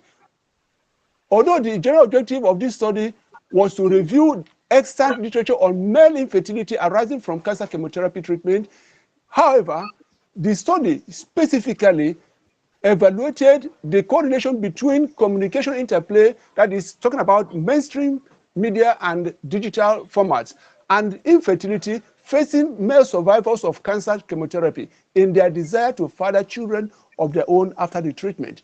Then secondly, the study appraised the concept of male infertility after cancer chemotherapy treatment, and how communication has been instrumented as a tool for public sensitization for male sufferers of the malignancy, particularly on the causes and treatment of the disease. Now, if we look at the concept of cancer, cancer is a complex biological phenomenon. It is a disease that occurs following modification of body cells that at times cause the uncontrolled growth and division of cells. Most times, the modification leads to rapid cell growth, while in some other times or some other cases, it causes cells to grow and divide at a slower rate, as the picture on the screen may show us. Now, let me quickly go to the methodology used in this study. The study adopted descriptive literature review approach. The focus was on published medical researches conducted in this subject area, which were found to be significant to the study. A total of 25 online resources were harnessed for this study.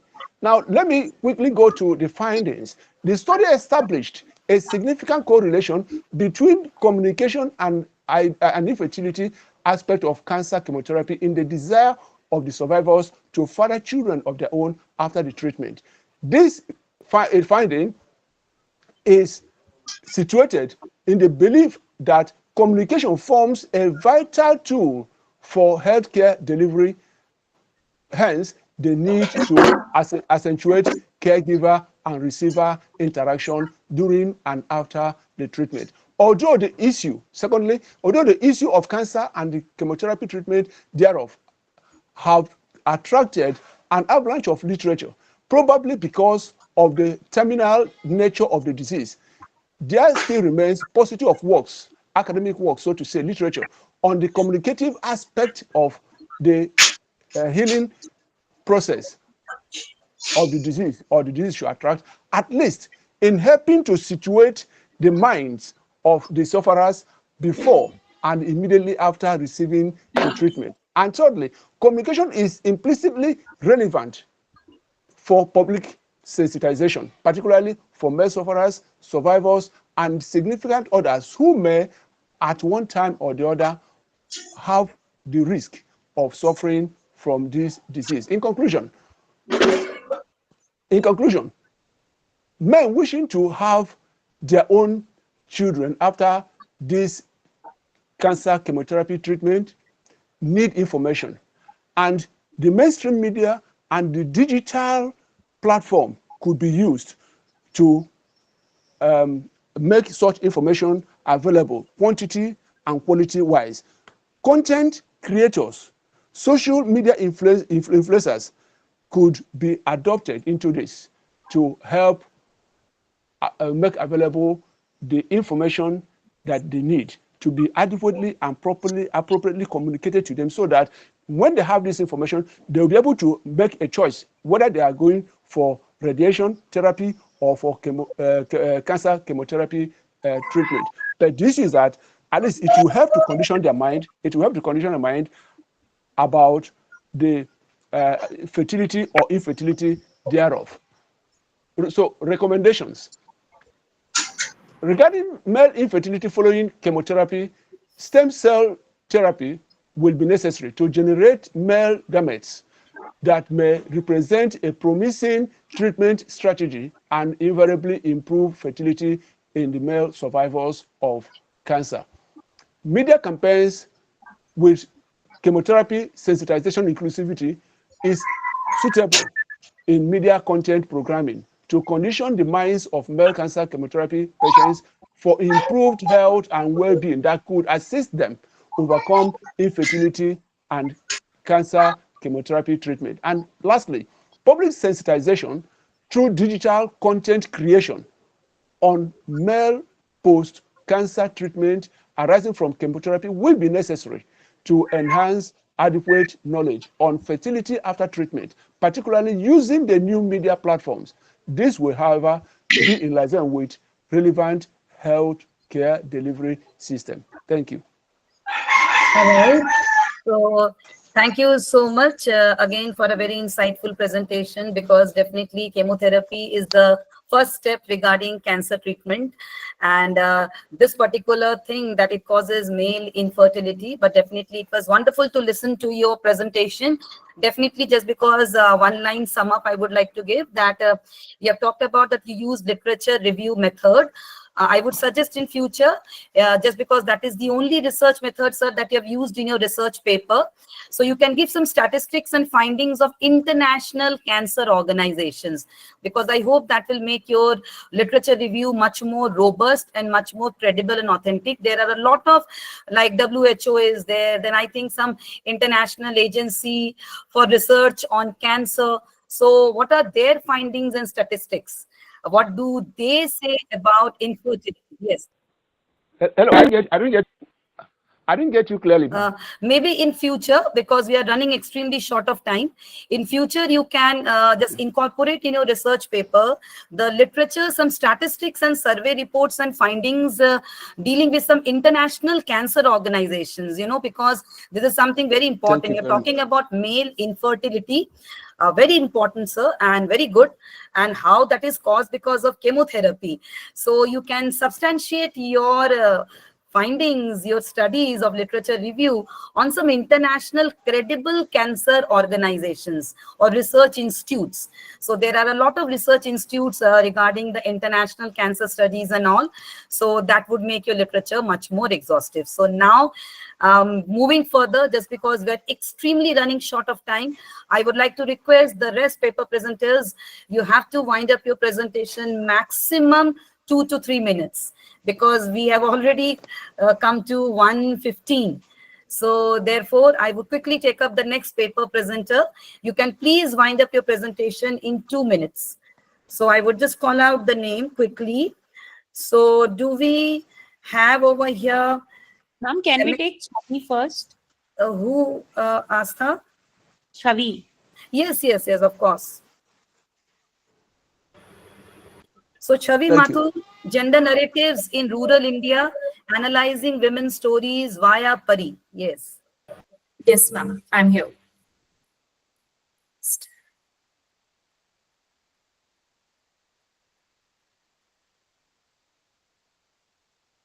Is the screen visible, ma'am? Let me just, not yet. Yes, we are able to see it now. Okay, thank you, ma'am. Okay. Good afternoon, everyone. We are pleased to have this opportunity to present our paper entitled Gender Narratives in Rural India, analyzing women's stories via People's Archive of Rural India. So this is the overview of our presentation. People's Archive of Rural India was founded in 2014 by P. Sainath. It's a digital multimedia platform practicing rural journalism. It addresses the gaps which have been left by the mainstream media, documents the diverse reality of rural India. The research context of our study basically focuses on how rural women have been facing the limited access to education, healthcare, and employment, social mobility restrictions, entrenched patriarchal systems, and in spite of that, yet these women have been playing a crucial role in agriculture, small-scale industries, preserving the local traditions and knowledge. The research objective of our study was to examine the depiction of rural women in India via Pari. The methodology used was qualitative content You can just analysis. move the slide, Chavi. I'm moving it, ma'am. Is it not Yes, visible? yes, it's visible. It's visible now. Okay, ma'am. So the methodology that has been used is the qualitative content analysis. And within this framework, we have structured a thematic analysis, which basically rolls around 4 parameters: work and livelihood, health and well-being, education and empowerment, social roles, and cultural norms. This was the literature review that was being done. So the thematic analysis talks about work and livelihood. So we have analyzed a lot of stories, and then we come to know that how women have been portraying as the backbone of the rural economies. And despite facing the challenges, we see that still there is a wide gap, and we can see unequal pay, lack of recognition, limited market access, gender discrimination in the land ownership and financing. If you talk about health and well-being aspect, then definitely it focuses on maternal health, healthcare access, and there are stories that have highlighted that how women in Rajasthan have been facing the maternal healthcare challenges, water access issues in Assam, impact of malnutrition in Tamil Nadu, etc. Talking about education and empowerment, that is again dealing since a long time to overcome the gap. The narratives have shown that still there are barriers to education for rural women.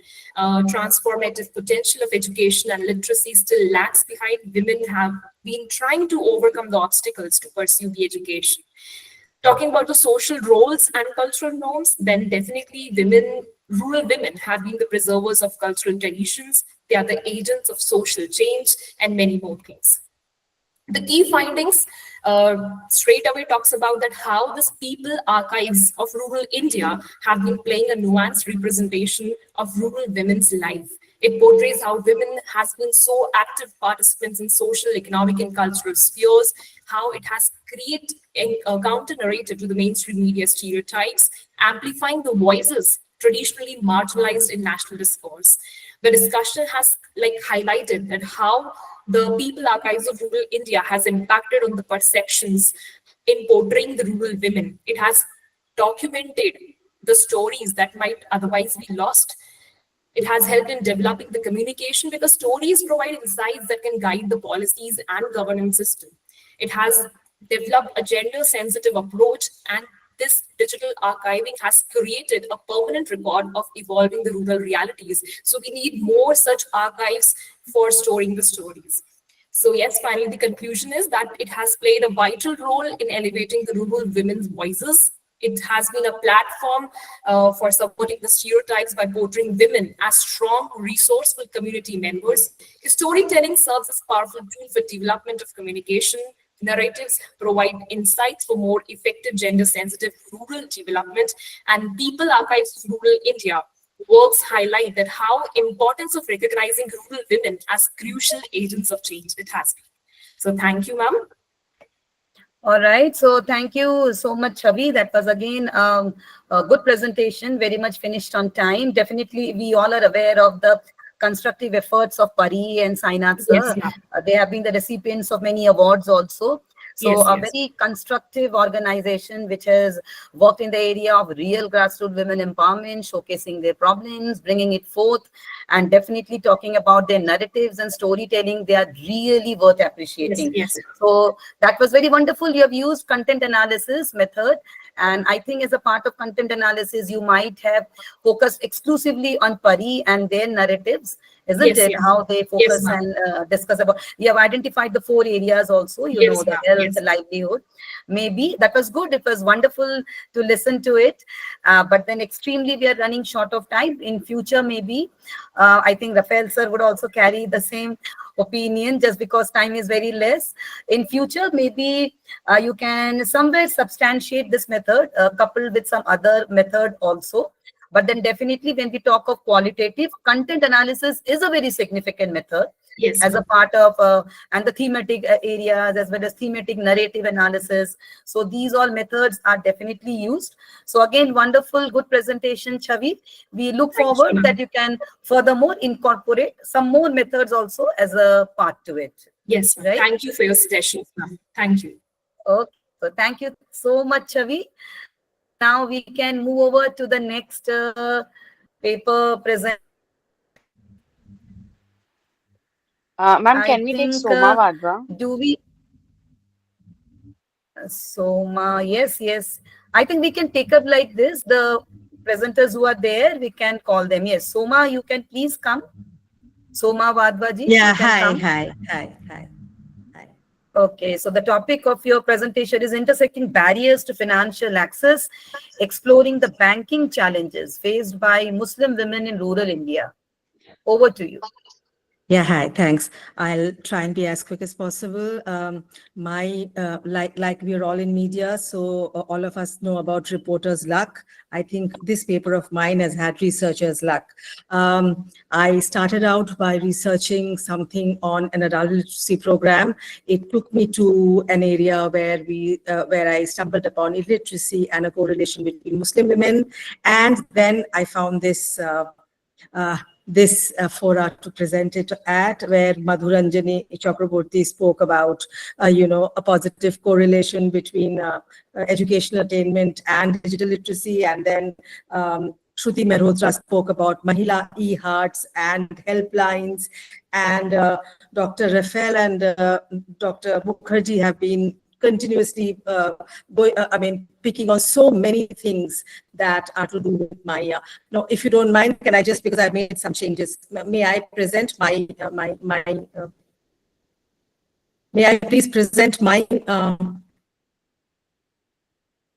Please go. yes, thank you so Please much. go ahead. Is my presentation visible? Not yet. Is it now? Yes. Yeah. So I'll go Yes, over, yes, please go ahead. I'll go over it very, very quickly. So basically, it all started because, there's been a lot of push through the JDY, Prime Minister's Jan Dhan Yojana, for financial inclusion of women. So there are lots and lots of bank accounts that have been opened. And the key statistics here are that even though so many bank accounts were opened when during COVID money was given out to women, about 40% of them didn't actually get access that money. So anyway, this was at the background, and then I was evaluating a program, which is a very well-known program, Tara Akshar Literacy Program, in 90 villages of Uttar Pradesh and Uttarakhand. And basically, it's a literacy program, and it does exactly what it says it will do, which is make women literate, numeracy and alphabets. My methodology is to do with 2 phases. The first phase happened when I was evaluating the program, and I was actually discovered the problems that this program would face. So that's called discovering the barriers. And for that, I've used the sequential exploratory mixed methods research system. And this phase 2 is understanding barriers, where after I found the results of my first phase, I went back to the community, and that was participatory research.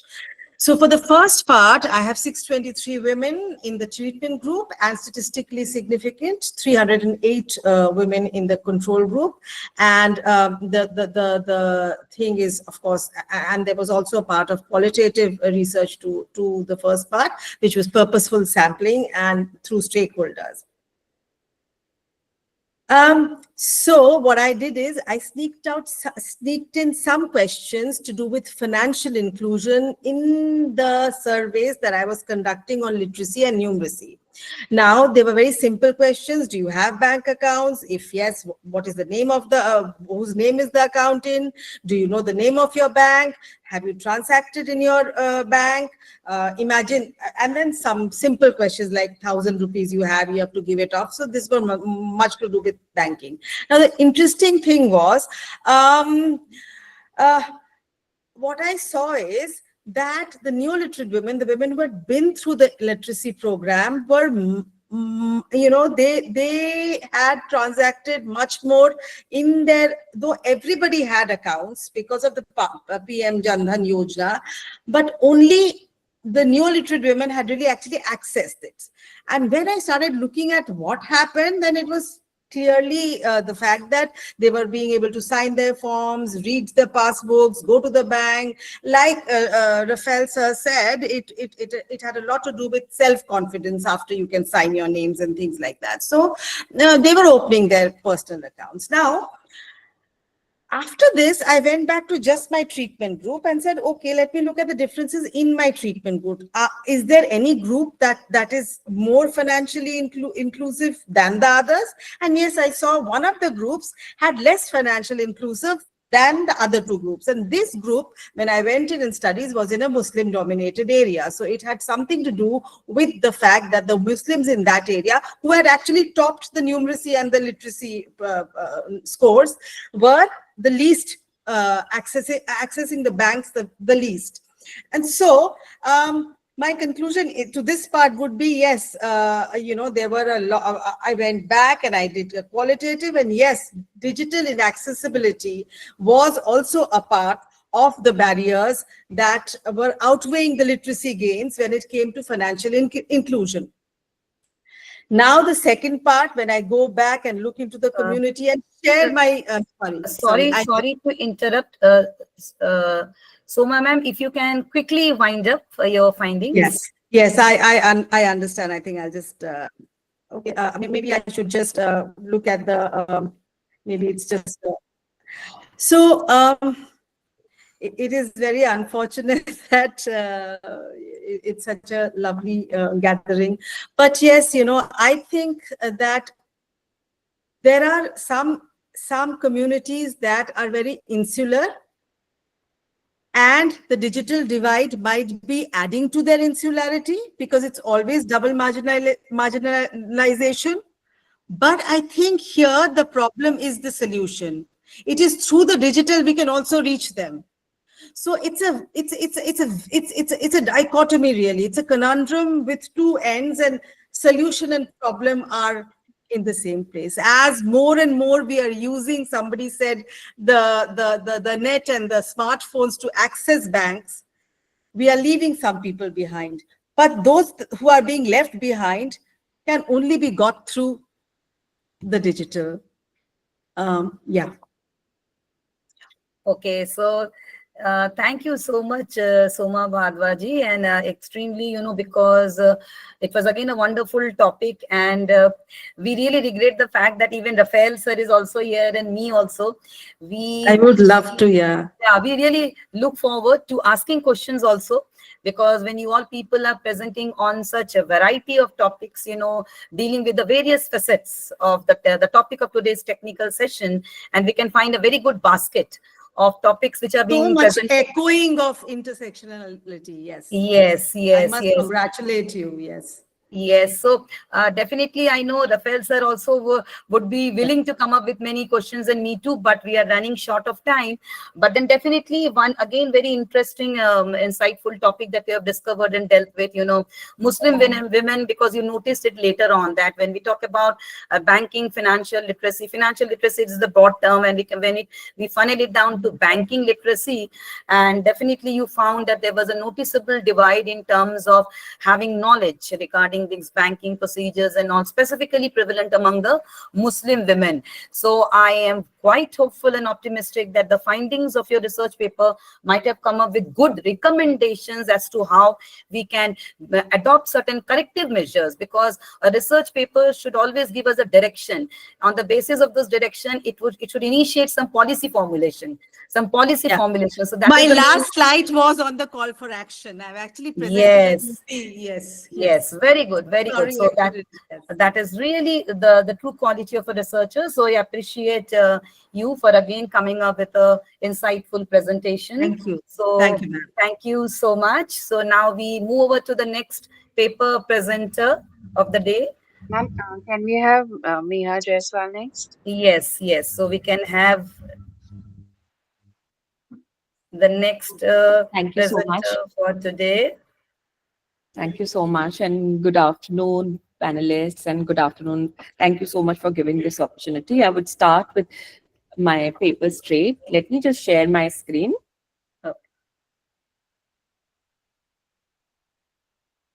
Just one.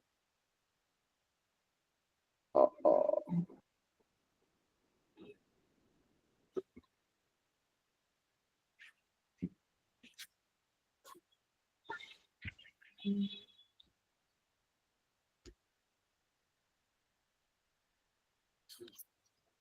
Is it sharing?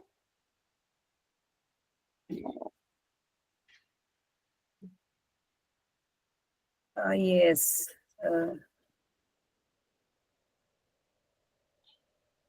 Not yet visible. Okay, just one moment. Let me just try again.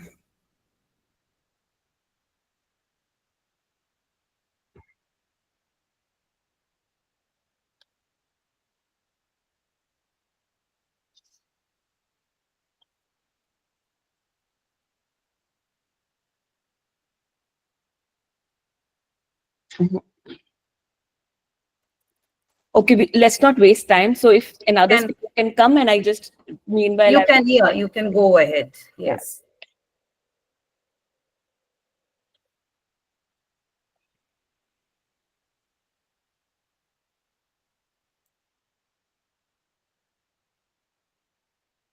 Yes, another speaker starting, or because I'm just trying to figure out why it is not sharing. It's not coming in the share box. All right. So in the meantime, can we have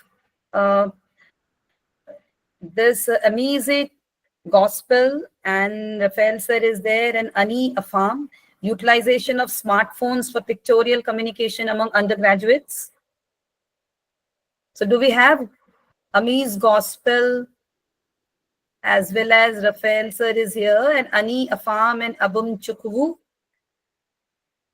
Do we have these presenters? And is Kulwant Bhagru there, understanding the rise of social media, mobile technology? No, ma'am, he's not joining. Okay, so then do we have this Vaishnavi Sharma and Dr. Gagi and Shalini Kumari, Professor Ila Joshi, the role of anti-inflammatory diets in osteoarthritis? Yes, ma'am. Yes, ma'am. Okay, so is it all right? So you can start your presentation, then start sharing the slide. Yes, ma'am. Yes, ma'am. So Vaishnavi, quickly. In the meantime, Meha ma'am, you can just fix up the problem.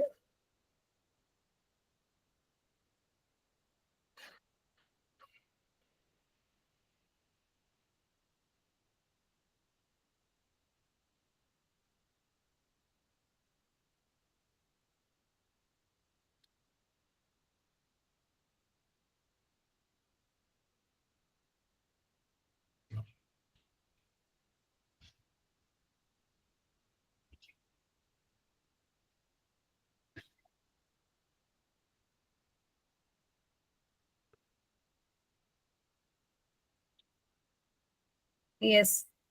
Vaishnavi, are you able to do it? Yes, ma'am.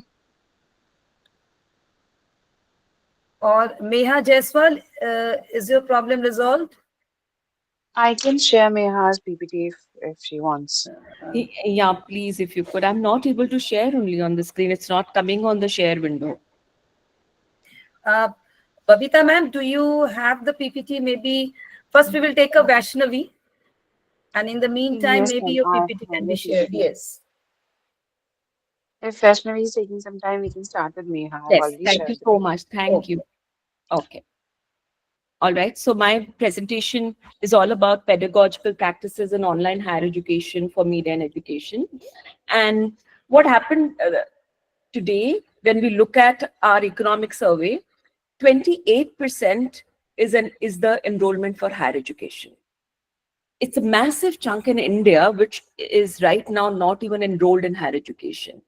And primarily out of that, it is women in India who are not enrolled. From that chunk which is not enrolled, it's women. And the issues are mainly accessibility and inclusivity. These are serious issues which have come, and online education is trying to fill that gap. However, my study here is focused on media education. I don't know if the screen is, someone's sharing the screen. It was visible I for a am. There while. was some glitch. I'll share. There was some Okay, glitch. I'll share. thank you.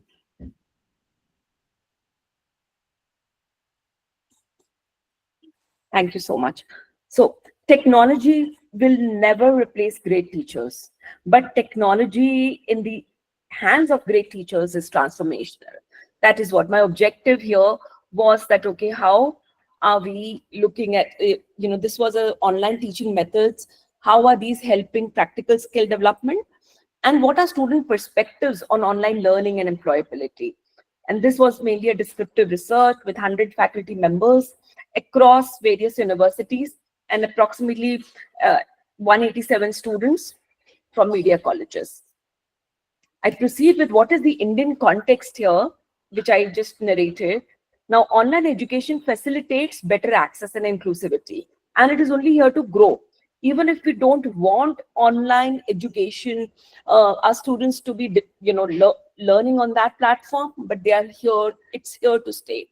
So the context and landscape is that, look, National Education Policy NEP 2020 has also now given out certain policies that how institutions can give their online programs. So we have IITs, IIMs, triple ITs now providing robust online programs. So for many women, especially in rural regions, traditional education, which is limited to societal and logistical barriers, this is a pathway which opens up. Let's straight come to what our faculty preparedness is for online education. 77% of faculty members, mostly, look, please understand, these are from urban areas, and they said that we were moderately prepared. 0% said that they were fully prepared. And training needs were highlighted across when faculty members were interviewed, and even the focus group discussion with faculty members, that training needs in terms of gamifying, in terms of online assessments, and the teaching plans need to change, and faculty needs to be prepared for this. They said maximum difficulty in teaching media we faced, how camera skills, photography, filmmaking. Of course, theory, they did not face so much of a problem, but these are the main areas that in terms of skill development, they faced lots of issues. When it came to challenge assignments and assessments, 75% said that there was limited observation, non-verbal cues were missing, difficult to assess practical skills, and academic integrity was a big concern that also came out. When you look at now students, 187 students were interviewed who were studying either exactly media and mass communication courses or related courses like game design and animation, etc. We all felt 83% said communication skills are extremely important. Creative thinking, teamwork, technical proficiency, and research and analysis is extremely important for them as a media student to get jobs and to get employment. So these were their 5 skills. So when interviewing students, They said photography module could have been a lot better if it was taught offline and in studios and labs. While teachers were there to help, but addressing doubts was very difficult for them. The engagement is drops in online. And when I interviewed heads of some online education platforms, they said only 20% students attend online classes. And even if they're there, they're mute, they don't share cameras. So you don't know whether they're engaged with you. So it's and when you interviewed students, when I interviewed students, slightly engaging to excessively passive. Understand? Only 10% said that their sessions were engaging. So it's both ways, teachers as well as students. Both of them feel totally disengaged. And instructors, when students were asked to rate their instructors, 35% found sessions were slightly engaging. 39% rated teaching as okay, good, or 10% out of that said excellent. 25% said that okay, we receive feedback which were helpful. When student experiences for learning softwares was taken, they said the biggest challenge they faced was during the online learning process. They were not proficient for softwares. So some teachers, I checked with them that okay, how did you engage students for photography? So then they had some night pajama photography sessions, and some of the works that their students shot during those sessions is also here for all of you to just see that okay, what they shot. It was very interesting that teachers were taking out time to look at how they can engage, but it is only isolated cases. It's not uniform. Okay. Now then, coming to student, what is their preparedness for career preparedness, and most of them said that they were slightly prepared or moderately prepared. They were not ready for employability after doing just online. And that is a big concern, because if we want to increase access of education, we want to bring in inclusivity there, and yet students are not ready for employment, and India today needs all hands on deck. Yeah. So that is the kind of scenario we have. So as teachers, we need training. We all need to have access to digital resources. So I'll come straight now to the conclusion, my concluding remarks, just in pause, because of paucity of time. Mainly, what is the future of our classroom is the teacher is dead. Now the teacher is a mentor, a guide, and a facilitator. The curriculum needs to be totally revisited and revamped to incorporate hybridity. You can't have everything face to face. Students also need to understand digital and online platforms, and teachers also need to come on digital platforms. You can't. Students need to continue, understanding virtual context for this medium, because our media, of course, is growing so much digitally. So students need to understand these. What are their etiquettes when you are there on an online platform? So many such things. And we must start that the formal classroom cannot be replaced totally by the online classroom. Hybridity is the way to go. Phygital is the way to go.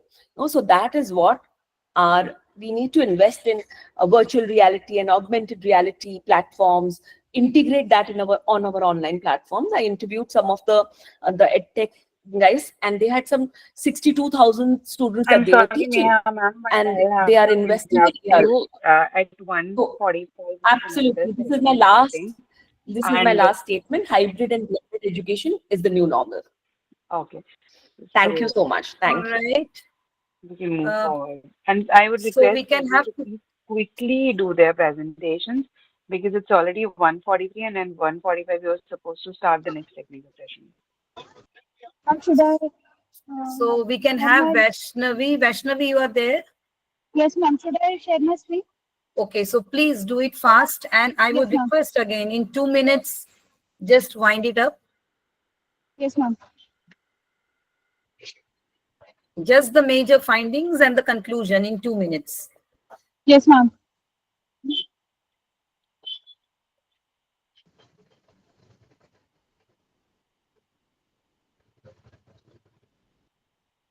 Ma'am, is the screen visible?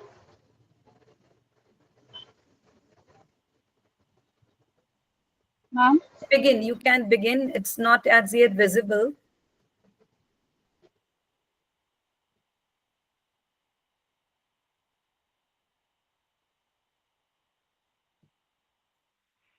It's okay, Vaishnavi, just present.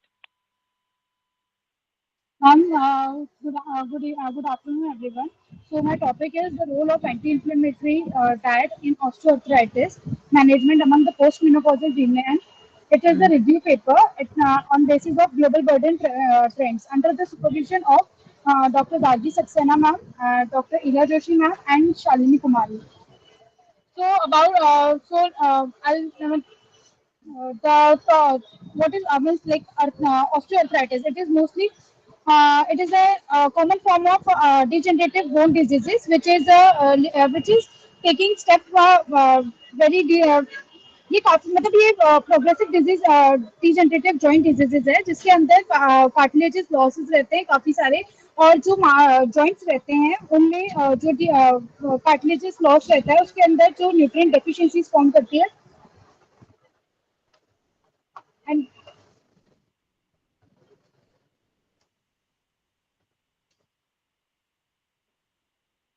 and the causes of, and the causes of osteoarthritis is aging, joint injuries, genetics, inflammation, muscle weakness, and repetitive stress joint.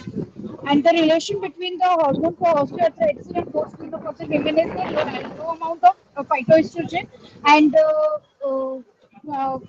CBC, like the blood level, loss of blood levels and micronutrients.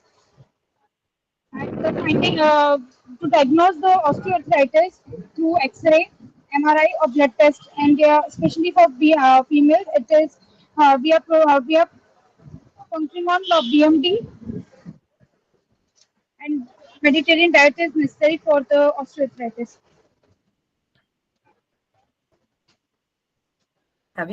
You have finished, Vaishnavi? This one. Okay. So that was the presentation from Vaishnavi. So again, dealing with a very insightful, relevant topic. Now we can have the next paper presenter, Dr. Kritika. You are here. Preserving India's visual legacy. No, ma'am, she's not Digitization. there. She's not there. We can Okay. move forward. So Dr. Kritika is not there. And Khushwant Bagru, are you there? Kulwant, sorry. No, he's not there. He's also not there. Okay, then I think one more, Amizi Gospel and Ani Farm smartphones for pictorial communication.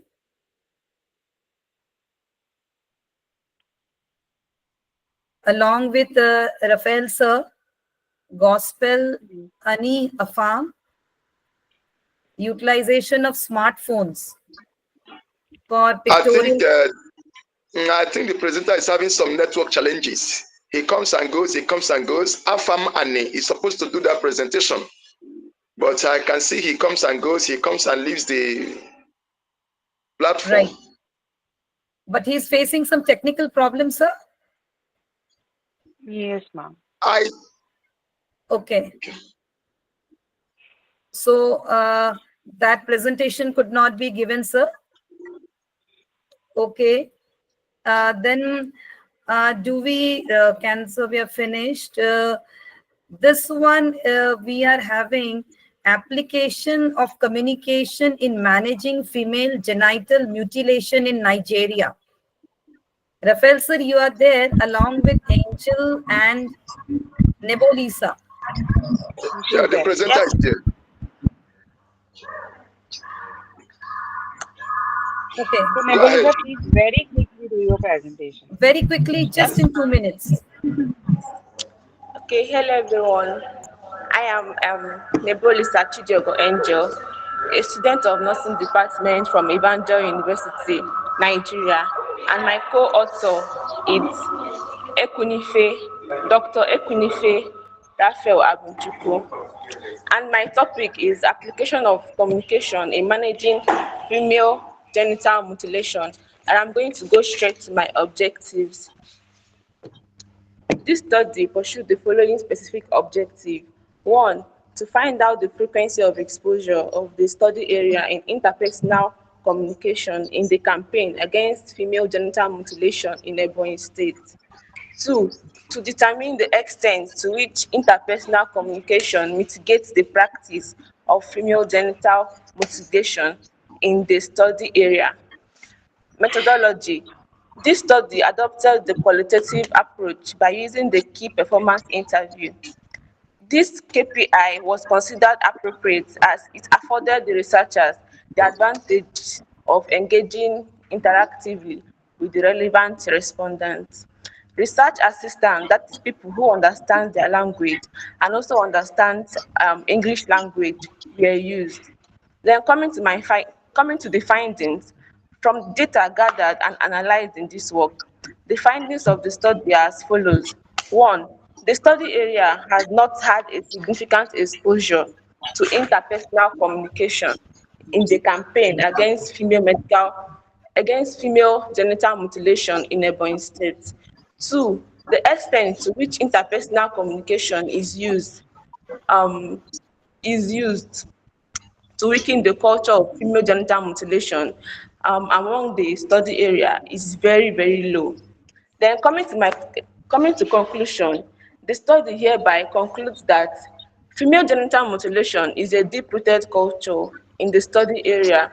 Though the government has used interpersonal communication to heavily launch many health campaigns in different places, there is a dearth of the use of interpersonal communication in addressing female genital mutilation among the study area. Then coming to recommendations, the government of Ebonyi State and relevant stakeholders should take interpersonal campaigns that aim at mitigating the practice of female genital mutilation to the study area. Then my number two recommendation is the use of interpersonal community should be intensified and also reinvigorated by the government of or level of use of interpersonal communication in weakening the culture of the study area.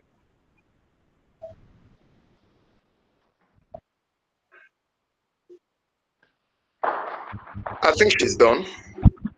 Okay, so I think you have finished your presentation. So that was again something very interesting to listen to, because you talked about in terms of Nigeria and how communication, it was an interesting topic, that how it's playing a role in female genital mutilation. So that was wonderful to listen to you. And thank you. So now we can have the next paper presenter, if we are left with. So I think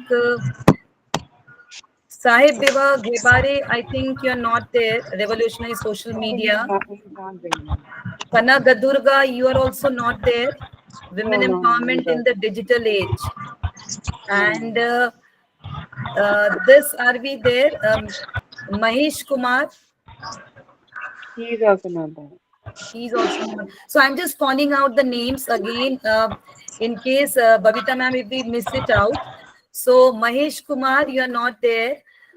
Kana Gadurga is not there. Sahib Biva Ghaibare, you are not there. Then Nebolisa, Angel, and Raphael sir is presented just now. not there. Okay. So we move over to the 11th. That is again Gospel and Ani Afam along with Raphael sir. You are not there. Then 12th presenter Kulwant Bhagru. You are not there. Okay. And then Vaishnavi we had. Then photography, Dr. Kritika Agrawal. You are again not there. Okay, you are not there. So I think Babita ma'am, rest everybody else have presented. You can also make a check. Yes, ma'am. Yes, ma'am. Okay, so with that we come to the entire paper presentations. Firstly, I would like to say that the topics which the paper presenters on which they gave the presentation was really very insightful. We could see that most of the topics they discussed about the various dimensions of women. So today in most of the paper presentations, women empowerment, pari, literacy, female genital mutilation. So, but then definitely when we are talking about the theme of today's technical session one, that is redefining media.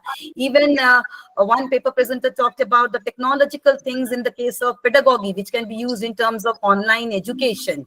So on that note, definitely taking into consideration the less of time, the topic was redefining media, in today's digital era. So when we talk about the digital technology, the digital tools, the digital platforms, it all has completely changed the present digital landscape, to be very honest.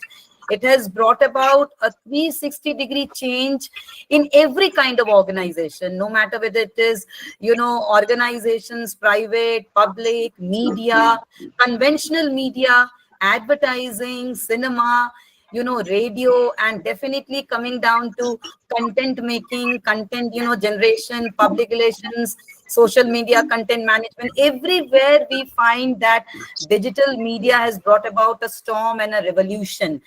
And it has completely, affected and influenced how content is being created, to be very honest, not in respect to any particular organization or media.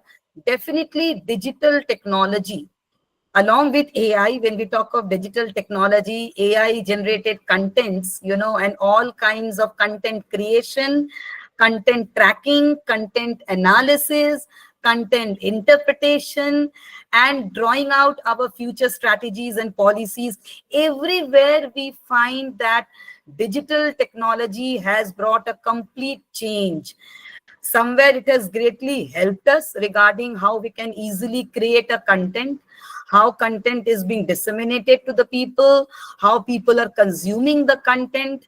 Definitely it has affected in all these different areas, how storytelling, narrative, AI, SEO, keywords, backlinks, omni-channel, sharing of the content, video content has become very important, visual content has become very important. So all these things has helped the communicators. It has helped the communicators, it has helped the media professionals, it has definitely transformed the media industry, as well as the various topics which today's presenters focused upon. Just not this, when we talk about the social issues, the social trends, the running of the various, social norms, or how the cultural things are going on, how people are communicating, how people are taking information, everywhere we find that it has transformed. But then, yes, everything has got the other side. Just because the topic of this entire conference is digital dynamics, global trends, but then it has got certain challenges also, that how we are making use of this technology and how we know what we want to do from this technology. So what are the things that we really want from all this technology, whether they are AI generated or whether they are online tools and platforms? So there lies the proper skill development, there lies the proper knowledge, and there lies the proper measurement of ROI, there lies the proper interpretation. So I would not like to take more time, but then before requesting Raphael sir, all my thanks to all the compliments to all the paper presenters, because you came up with some wonderful presentations and leaving out one or two improvements which you can make in your, there is always scope for improvement. Most of you try to deal with something different, something, having a kind of research element. And once again, all my thanks, first of all, to Professor Bhanavat sir, for coming up with this wonderful idea. He's always like our mentor, our guide. So for this wonderful technical session, so all my thanks. I am overwhelmed by communication today, and Professor Bhanavat sir, as well as the entire team of Writers Reservoir. And so wonderful technical session with a very good topic. So now I would like to request Raphael sir also to please share quickly in 1 minute some of your also valuable concluding remarks.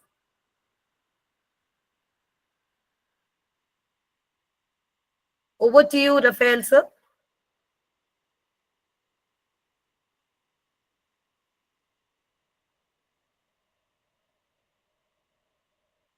Am I audible, Raphael sir?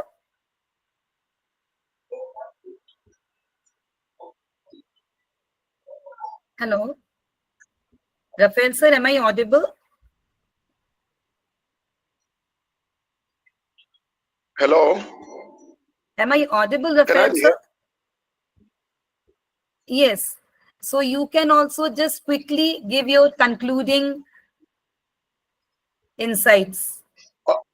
All right. Thank you, Dr. Tanushri. Thank you so much. You've been wonderful in this session. Thank you, Perhaps sir. I could have said one or two things before we began. But then I want to say greetings to distinguished scholars, professionals, delegates, presenters, and participants from across the globe.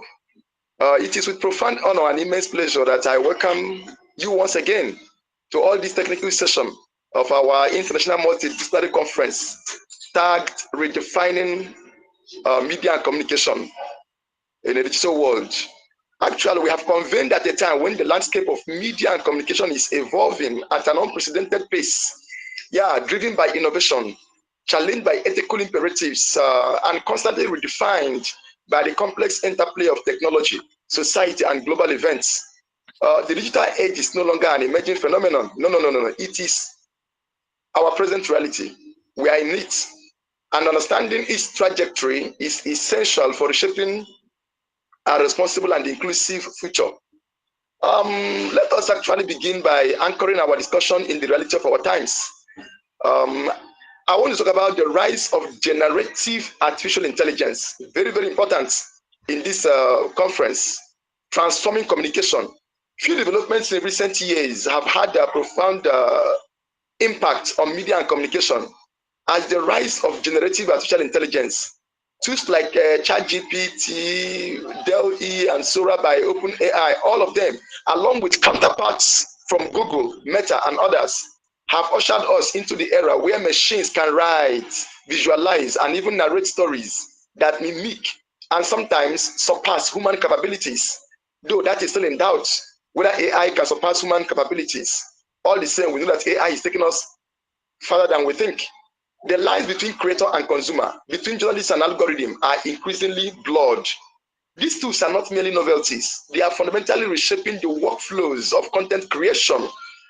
Journalists are now using AI to generate first drafts. Marketers are employing it for targeted engagement.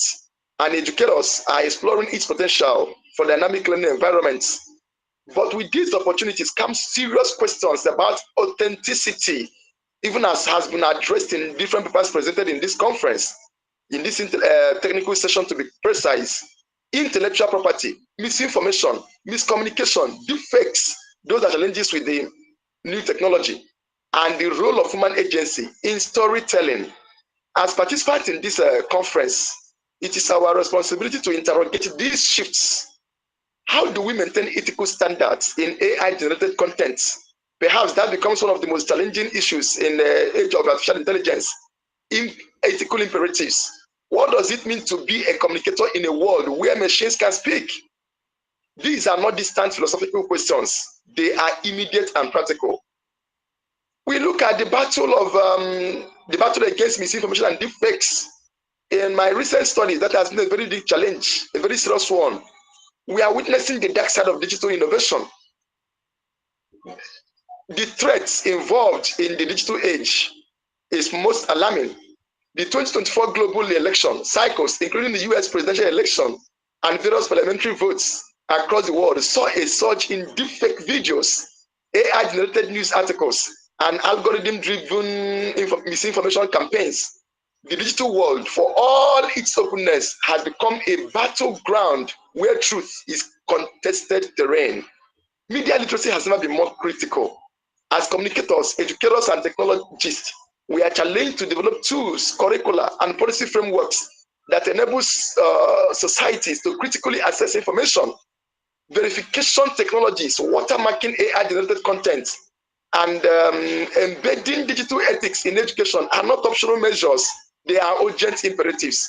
Otherwise, when I look at years to come, 30 years, 50 years to come, if these things are not checkmated, if facts are not verified, we are in for a serious problem. What about the platformization of public discourse? The influence of tech platforms continue to expand, reshaping the contours of public discourse, from TikTok's dominance among Generation Z to Elon Musk's rebranding of Twitter into X. These platforms are not just arenas of expression, they are architects of culture, moderators of speech, and gatekeepers of truth. Consider how algorithms define visibility, often privileging virality over veracity. This is a challenge. The implications for democracy, civic participation, and social cohesion are immense.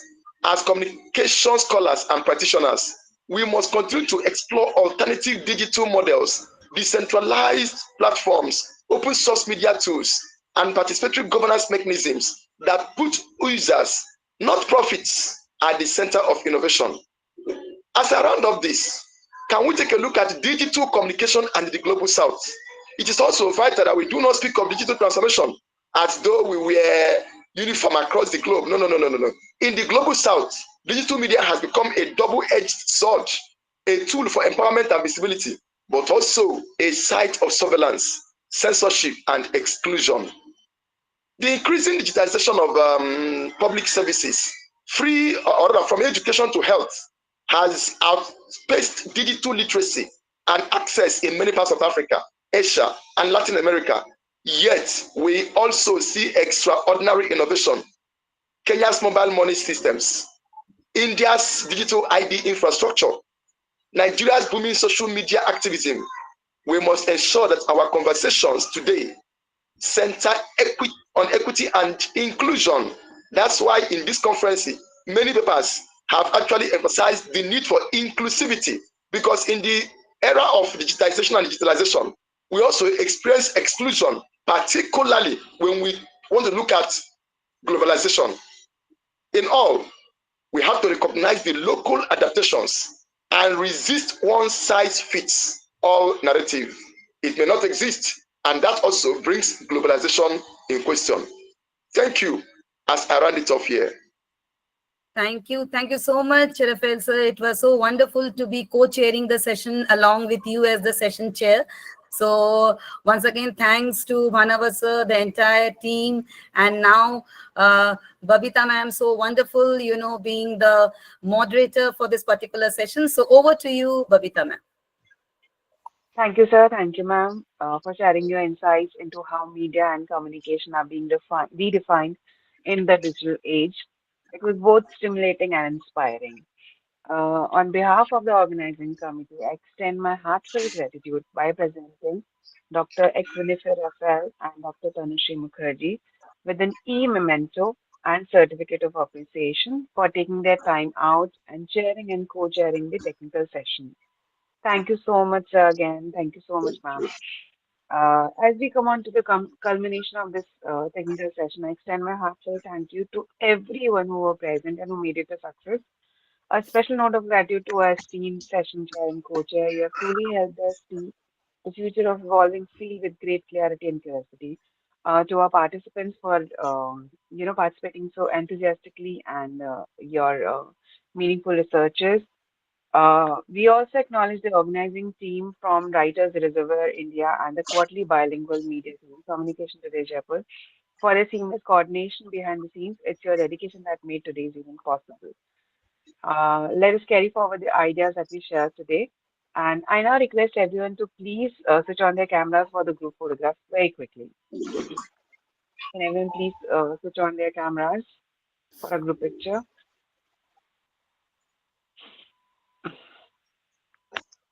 Everyone please switch on their cameras so we can take a group picture. Aditi ma'am, is it done?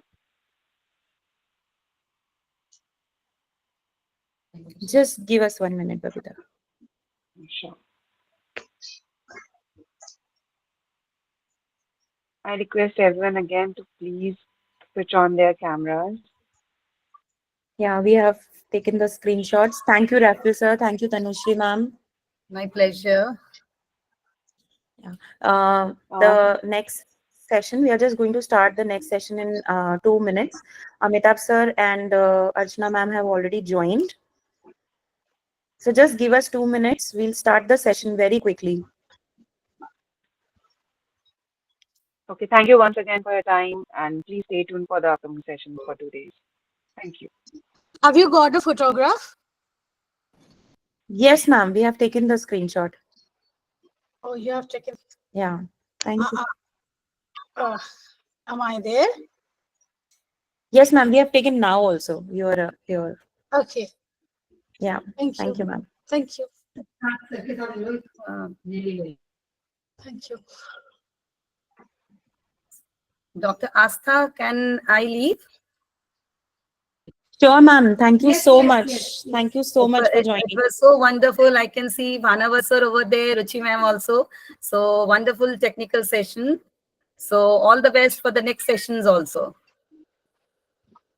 Thank you. Thank you, ma'am. Thank you, madam. Thank you, sir.